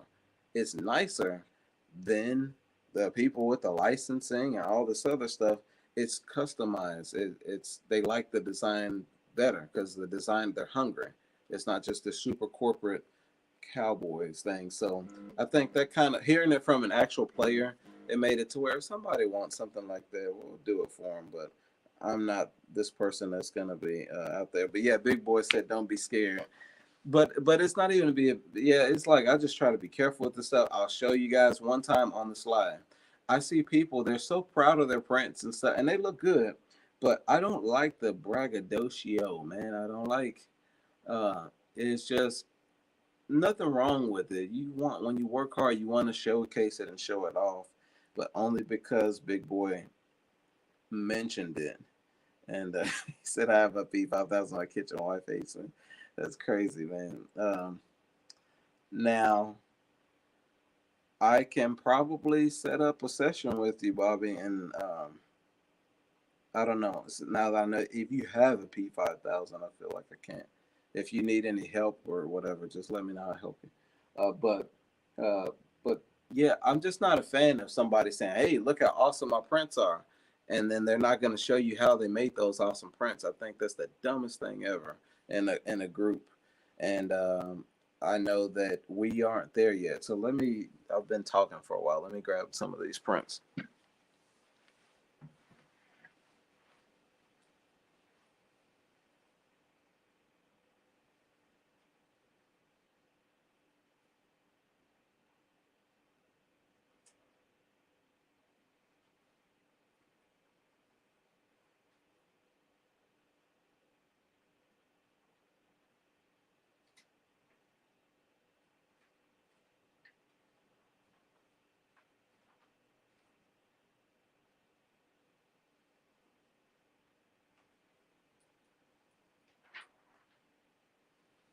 Okay, so instead of me actually doing that, what I'm going to do is just take this camera off the mount and just walk over there. Sometimes I overthink stuff. Okay, so these are some of the prints here, and this is all run on the P5000. All of these are custom designs that were made specifically for me because I just wanted to do a couple of one-off things in case somebody wanted some of this stuff. I'm not a huge sports fan, but I know people are. It's questionable. Hey, it is what it is. So But yeah, so again, I'm not a person that's uh, going to say, "Oh, look at my prints and look at how." No, look at my colors, and no, we're still growing. We're still blessed, and but again, I'm not parading the stuff around. I like this. This is funny. So it's like the Bart Simpson. The young kids really like that, man. They, they like that. Um, So, and then even like the royals on the, I don't know if you guys knew that the original Betty Boop was actually a black woman, the singer that they modeled her after. So I'm really intentional with certain things, but it's, then we have like the Boondocks type character. Again, this is some of the stuff just here in the shop.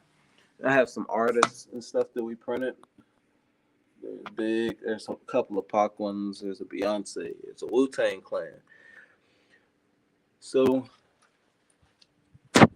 we try to be intentional in everything, and I'm not even proud of my prints. It's kind of like, again, all this stuff can be taken from me tomorrow, and so I keep my feet on the ground, man, and if I can help someone else, that's great. But yeah, that's just kind of some of the stuff that we have up here. I'm getting more designs and stuff made, but again, that's just like one or two prints, and if somebody happens to want something like that, they can just go ahead and either buy the transfer or we can smash it out here in the shop and then we move on. So, uh, but yeah, had big boy not said anything about it, I don't care. I know that I can print. So once you've done this stuff for going on 12 years, almost, yeah, about 12, 13 years, it's a business. It's business as usual. So, but thanks for the support. I appreciate it. Uh, yeah.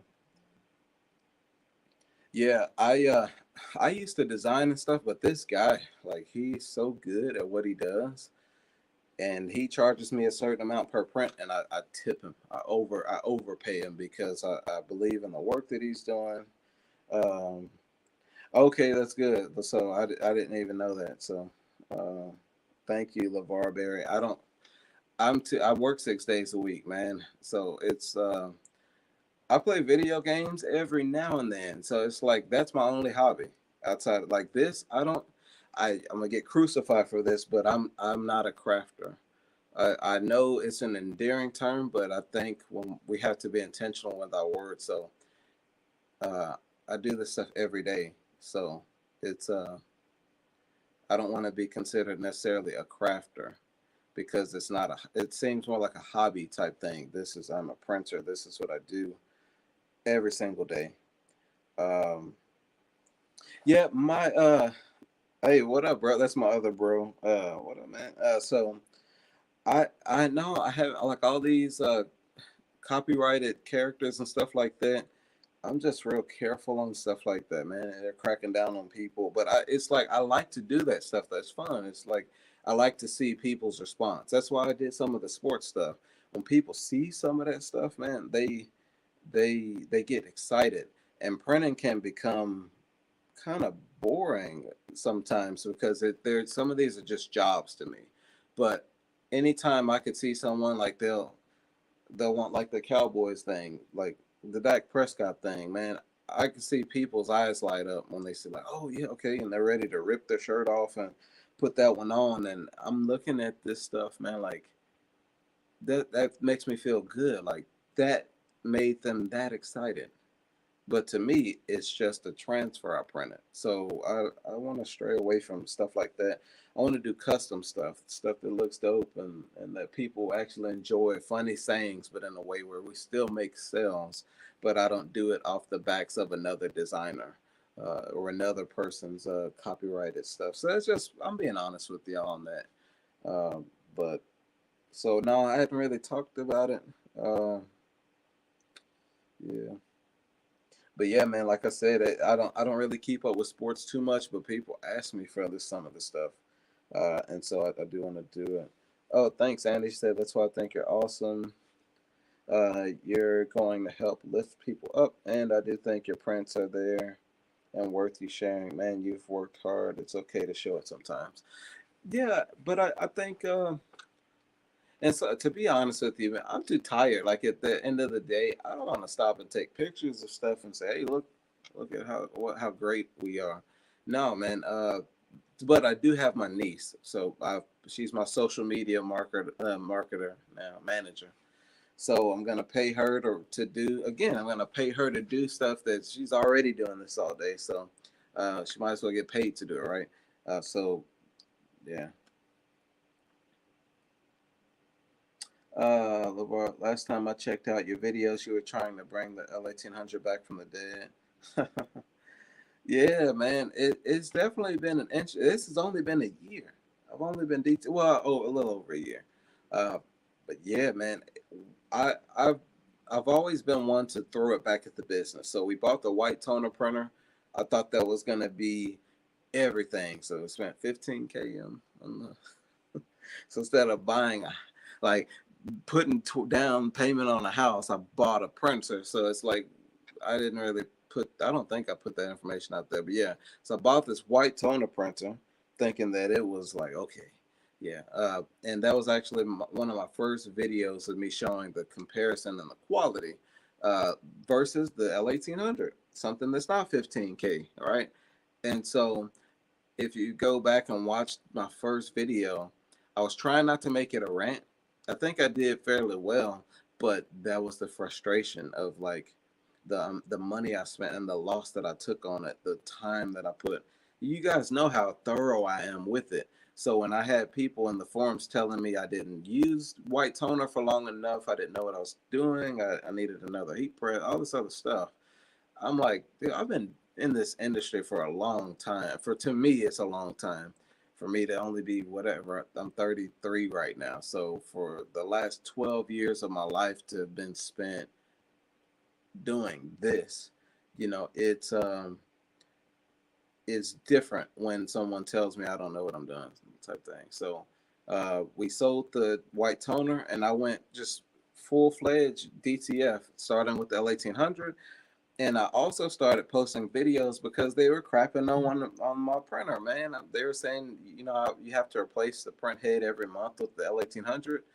And I was looking up like, hey, I've been printing for 3 months and I have the same head. And then come full circle a year. After a year, I was using the same head in the L1800. So then that's why I started posting videos of like, okay, people are destroying these printers. So I really think I should put the information out there on how to take care of them. Because in the white toner camp, you have a lot of people just ridiculing you for not. They're like, hey, did you even read the manual? And just stuff like that. So I'm like, okay, if I'm going to be part of the DTF community, I want to when they make a mistake, I want to show them how they probably could have avoided that mistake, and we grow. But on the business side of it, once we sold enough L1800 prints, or not prints, but like shirts or whatever. So once we started selling the shirts, 3 months after I started using DTF, I sold all of my vinyl. I think for like $1,000, I had a whole bunch of vinyl from installs vinyl too, like the top, to my opinion, the top of the line vinyl. So sold all the vinyl. I said I'd never touch another vinyl shirt. Even when people would ask for glitter, I just told them I didn't do it. I just didn't want to weed anymore.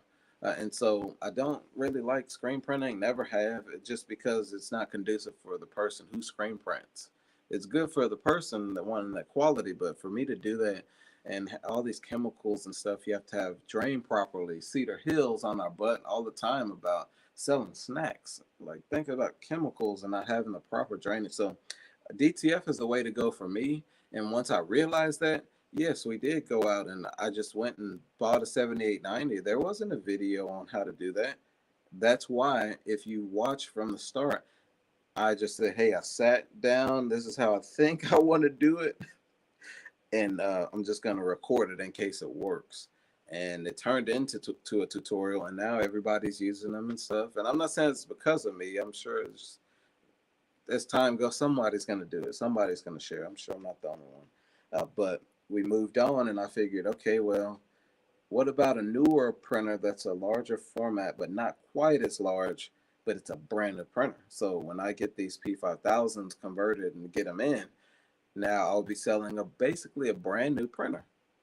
So I feel confident in doing that. I don't want to convert 7890s to resell them because again, it's a 15-year-old printer. So I'm already in the mindset of, yeah, it's going to cost more.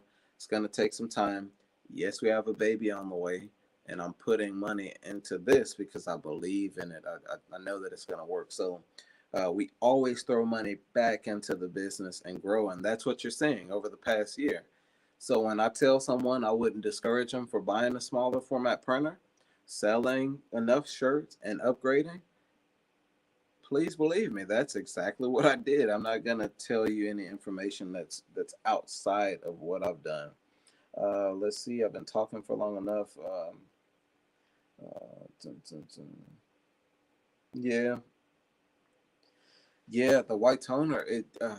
Man, it's kind of like one of these companies really wants me to put out a comprehensive white toner versus DTF video, and I have some old footage of me trying to do it.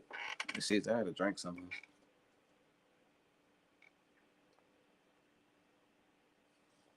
All right, excuse me. Yeah, but at the same time, I feel like I can probably do it here pretty soon or one day. I have all the footage, so I hope I still do. But you have other people, YouTubers, that they just jump cut and they show you the best results of white toner so that they can sell these units. And I don't, not to throw any shade at them, but I don't appreciate it. I want to put out more content that shows people the truth.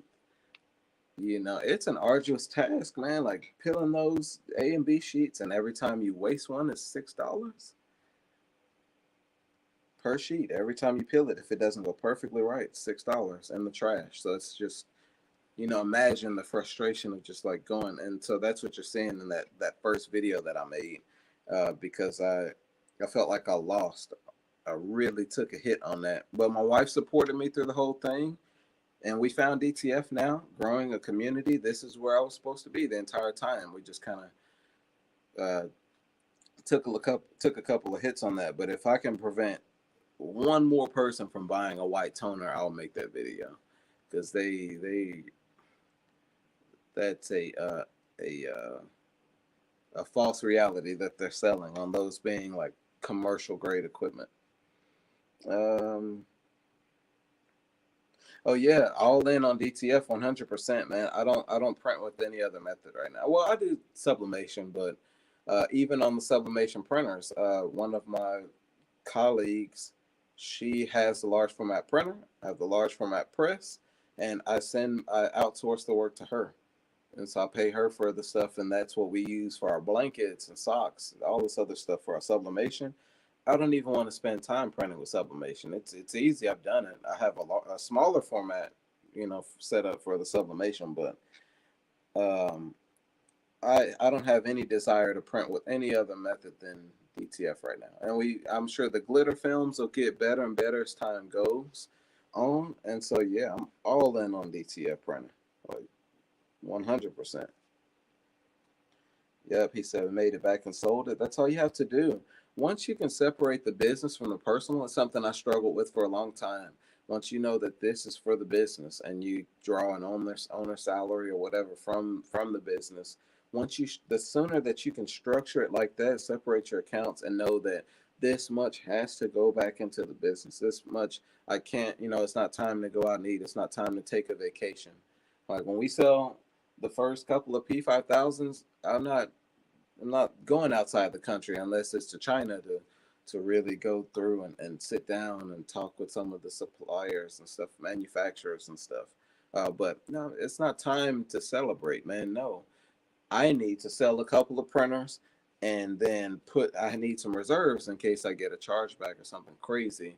I have I have that set aside that doesn't come out of my personal funds. So the sooner that you see that, how much the P thousand, or so the sooner that you can recognize that and separate that, your business, you'll see exponential growth in your business. You just have to sacrifice a little longer.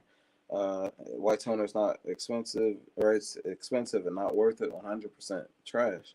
How much is a P5000? Around 2K. It's around 2K.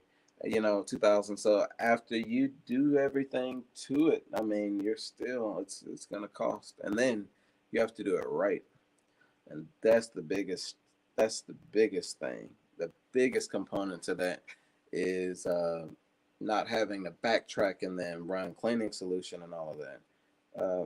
Yeah, yeah. Oh, thanks for getting signed up as an initiate. I appreciate that. I appreciate that. I appreciate every striking thing that I get. I will be posting more content to that. I'm just gonna start shooting these. Yeah, 2K is unconverted. That's you buying it from Epson. And I don't quote. I want to say it's around two, maybe a little bit more special attacks and stuff like that. But yeah, you're that's unconverted. Uh, yeah, so it's and then again, it's just the process of getting it converted and then learning the little ins and outs of the printer. But it's still one of the best units that, I mean, even over the 7890, and it may just be that it's newer. But the way I did the paired cleanings with the channels and all that, man, it's yeah. I plan on using one head for like at least 2 to 3 years, depending on our maintenance and all these other things. Yeah. Next one we get, we're going to have already converted. That was not fun. I understand, man. It's on one of my printers, I ended up uh, there's a white cap mode. So instead of you shutting the printer off, going into maintenance mode and all that, it has a white cap mode on it that just you go to the mode, it moves the print head over so that you can do your maintenance. Now, from that point, after that sequence, I do unplug it because I'm just used to doing that. I don't even think you have to do that. But long story short, in one of my printers, I thought I put it in the white cap mode. Customer comes into the store. I'm talking to her and like she's sending me the images and stuff for her brand. I turn around and I just move. I attempt to move the head, thinking that it was in the mode, and I, I move the carriage. So I'm like, well, okay, now I need to perform a head alignment on it now. So you make these mistakes, and they are very costly mistakes. It's not a fun experience when you go through it the first time. Um, and one that cycles the white. You don't really. If you had, I'm gonna make a statement here. Maybe when DTF first started. So don't. I mean, it's not bad, but I don't think it's necessary to have a stirring system or a white ink stirring system on your DTF printer. If you have decent inks, and the way you'll tell is you just have put it in a clear bottle container or whatever, have it, with the cap or sealed or whatever, a lid, and just let it sit there and see how many days it takes to start to separate. If it separates within 1 or 2 days, you don't have really good DTF inks. But because that's what's happening in the printer as well. So when you say shaking the carts every day, good DTF ink, you won't necessarily have to shake the carts every single day. That's something that I would have thought would have been blasphemous a while back, but that's my new truth. Decent DTF inks, you're not gonna shake every single day, and even the process of it running its claims and you taking the cartridges out to check the levels, that's enough to get it moving around to where it doesn't fully separate or suspend. Is the right term for it. So it's like oil and water, literally, because there's latex in it, in a water-based solution. Oh yeah, yeah, good inks.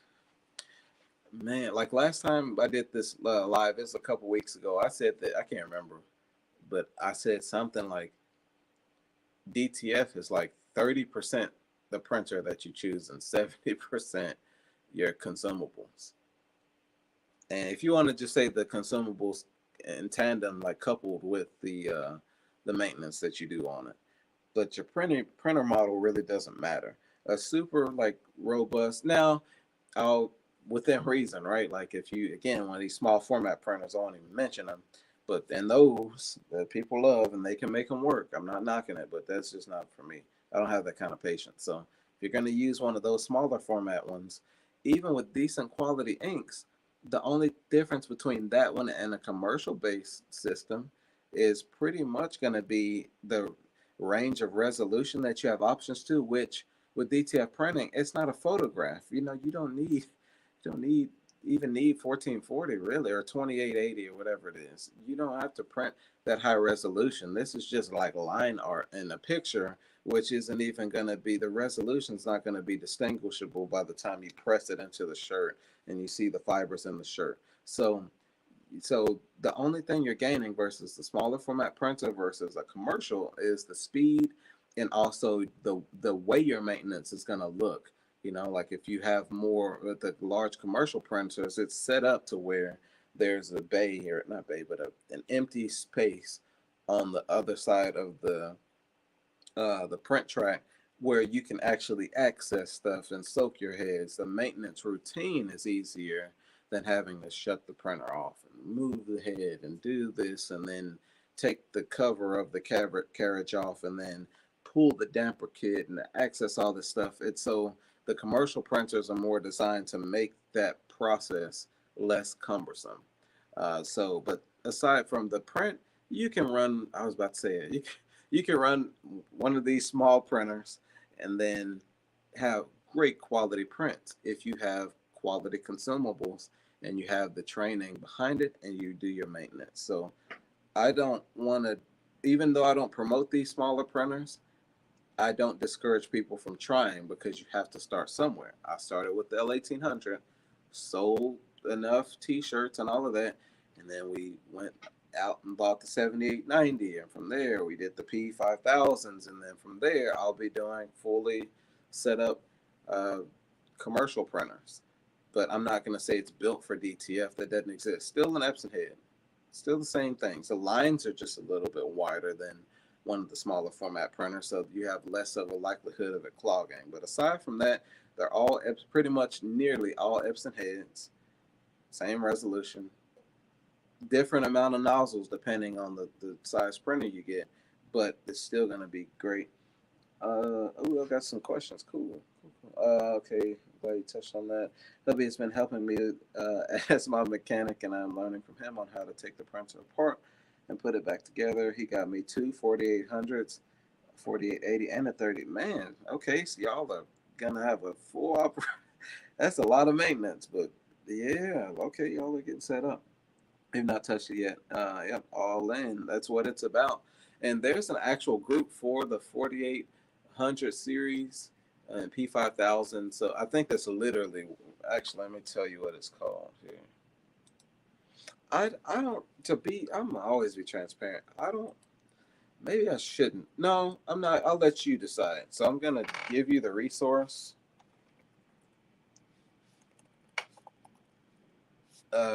For this group, I don't really like some of the moderator. Just they're not them personally. I separate business versus. I love you personally, but think you're a terrible business person, and be fully open and honest about that. So I don't care for some of the owners or whatever admins in the group per se, because of their approach to when people have questions.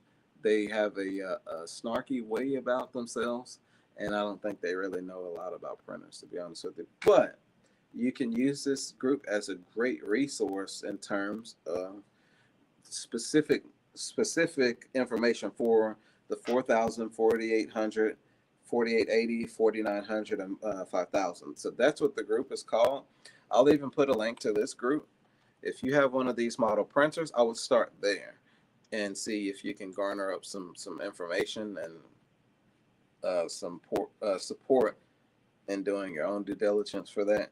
But again, I can learn from people and not really care for them. Eat like the old saying says, eat the meat and spit out the bones and fat. That's what I have to do with a lot of some of these people, where I'm like, dude, that's kind of rude. I wouldn't have talked to her like that. I wouldn't have said it. Or this guy, you don't have to hold his hand. He's never done this before, and he's trying to make sure he doesn't destroy this $2,000 printer. So again, everyone isn't for everyone, but I wouldn't let that discourage you from from getting information from them.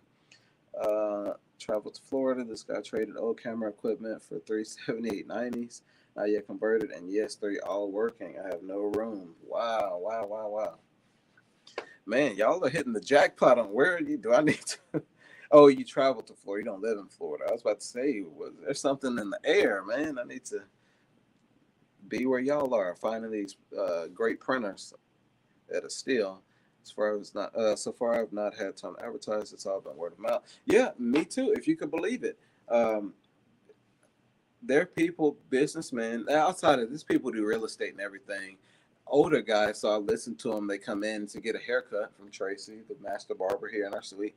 Um, so they'll come in to get a haircut from Tracy, and again, he's like a real estate investor. So he comes in, he's like, "Man, why don't you? It's been a year. Why don't you have, or 2 years? You don't have a sign out front." I'm like, "Well, I have a decal." He's like, "Yeah, but you don't even have prices up here." He's like, "How do you get business?" And I said, "Because I am a believer. So it's what if you aren't, that's okay. I'm not here for that.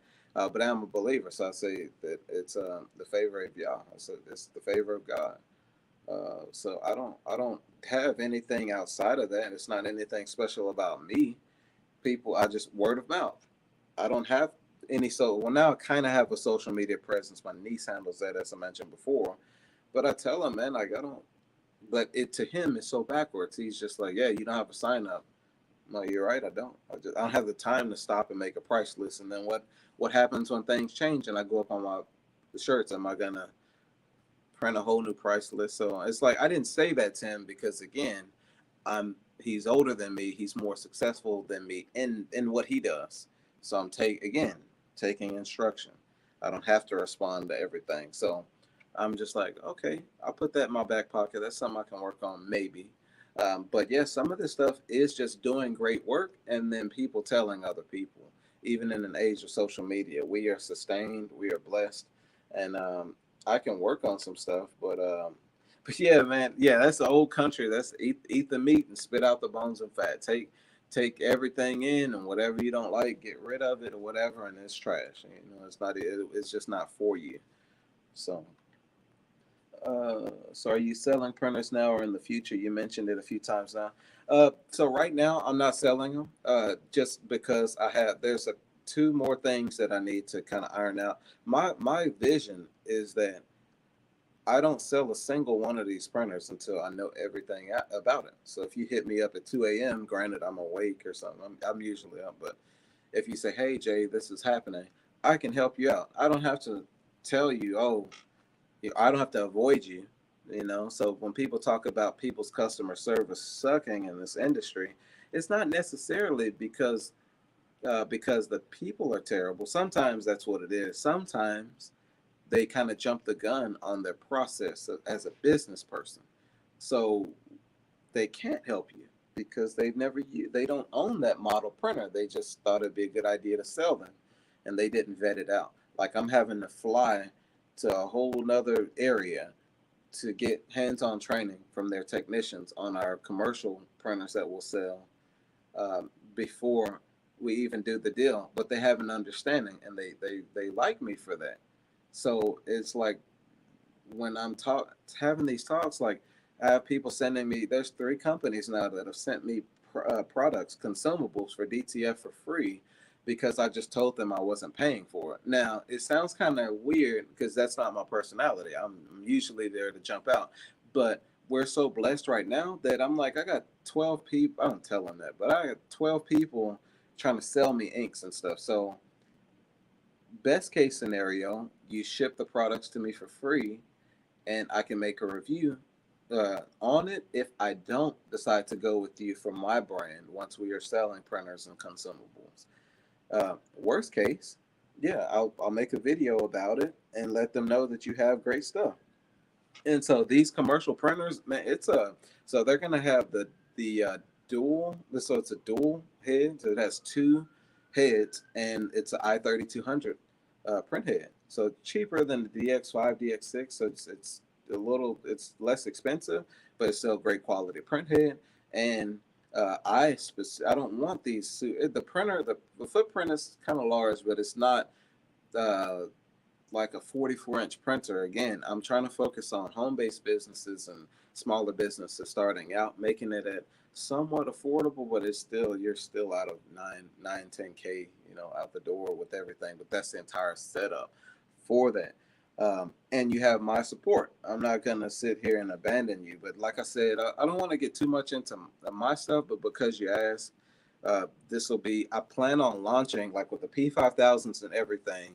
If I do what I'm supposed to do, we should at least have the website finished and launched selling consumables, if not P5000s, also by the end of next month. That's my timeline for it.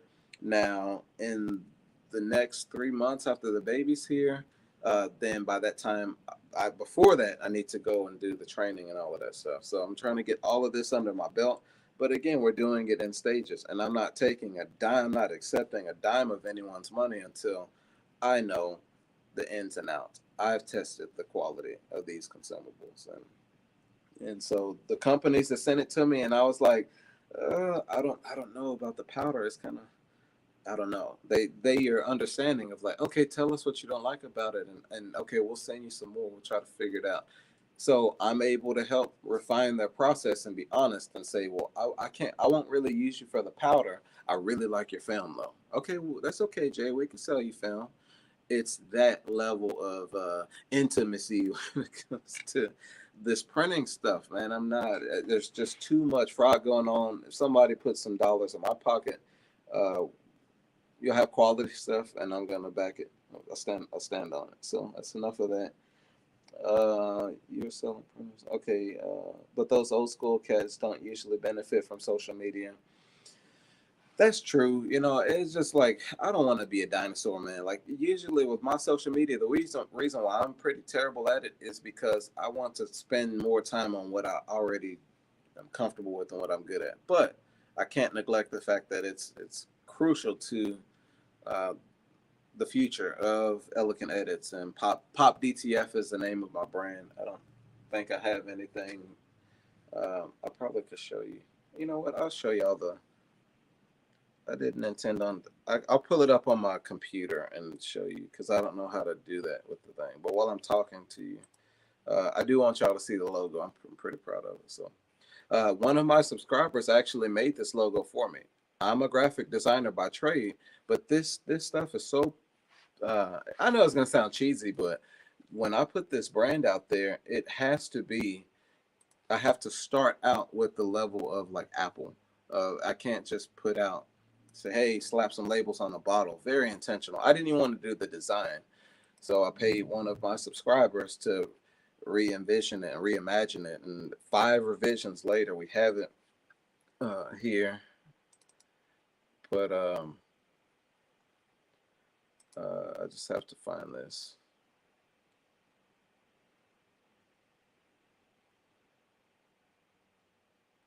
But yeah, so we want to realize and understand that social media is a great component to the future of your business. So, in order to future proof my business, I hired my niece, and she comes up here once a week, does her little TikToking thing, and posts these where they need to go in my different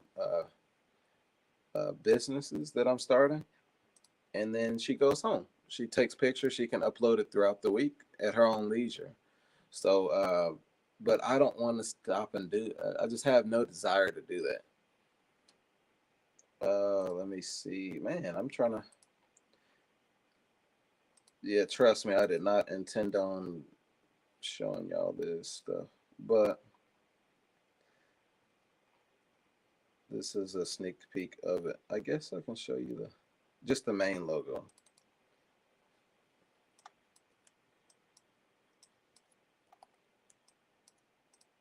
Okay, we're about to get real. I hope you can see it, but let me unplug all of this stuff.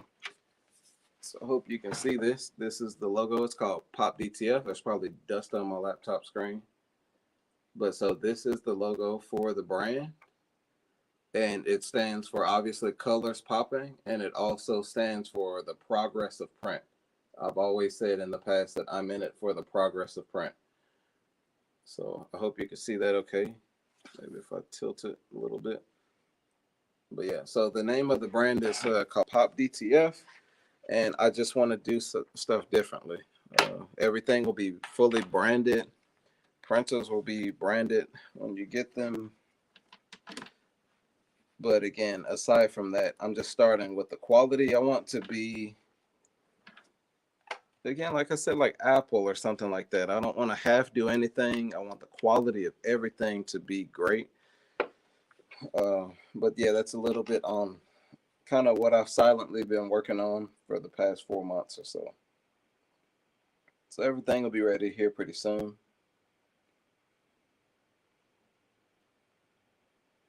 I'm looking, so would like to know whether YouTubers won't mention them, don't sell in my market.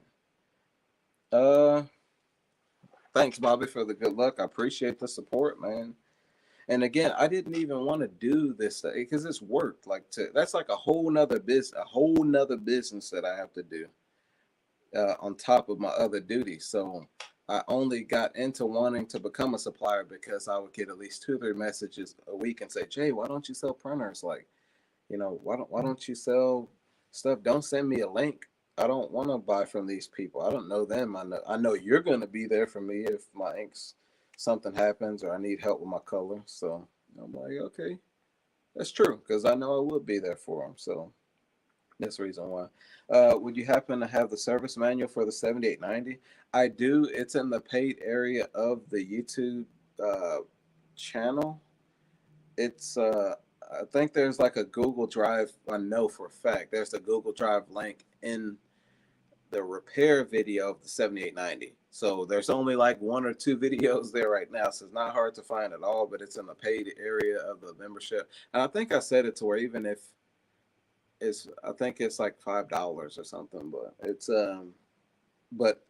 not just that.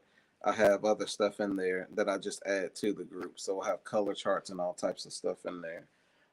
But even with these manuals, they're very serious. uh, like, I don't know why these are so hard to get. Like, even I had to download that, and the person who sent it to me, it had an expiration date on the link to download the manual. So I just didn't think that stuff was really that specific like that, but it's there. Have you converted the Epson 9900? No, I haven't. But as of today, as of today, I found out that you can utilize the 7890 driver for the 9900, but I've never owned one, so I didn't know that. But yeah, so you could definitely do that. Use the 7890 driver, same framework, same bones. And it's going to be the same process as that 7890 video. It's literally like the same printer. I believe the sequence to enter the repairman mode or the maintenance mode is the same exact thing.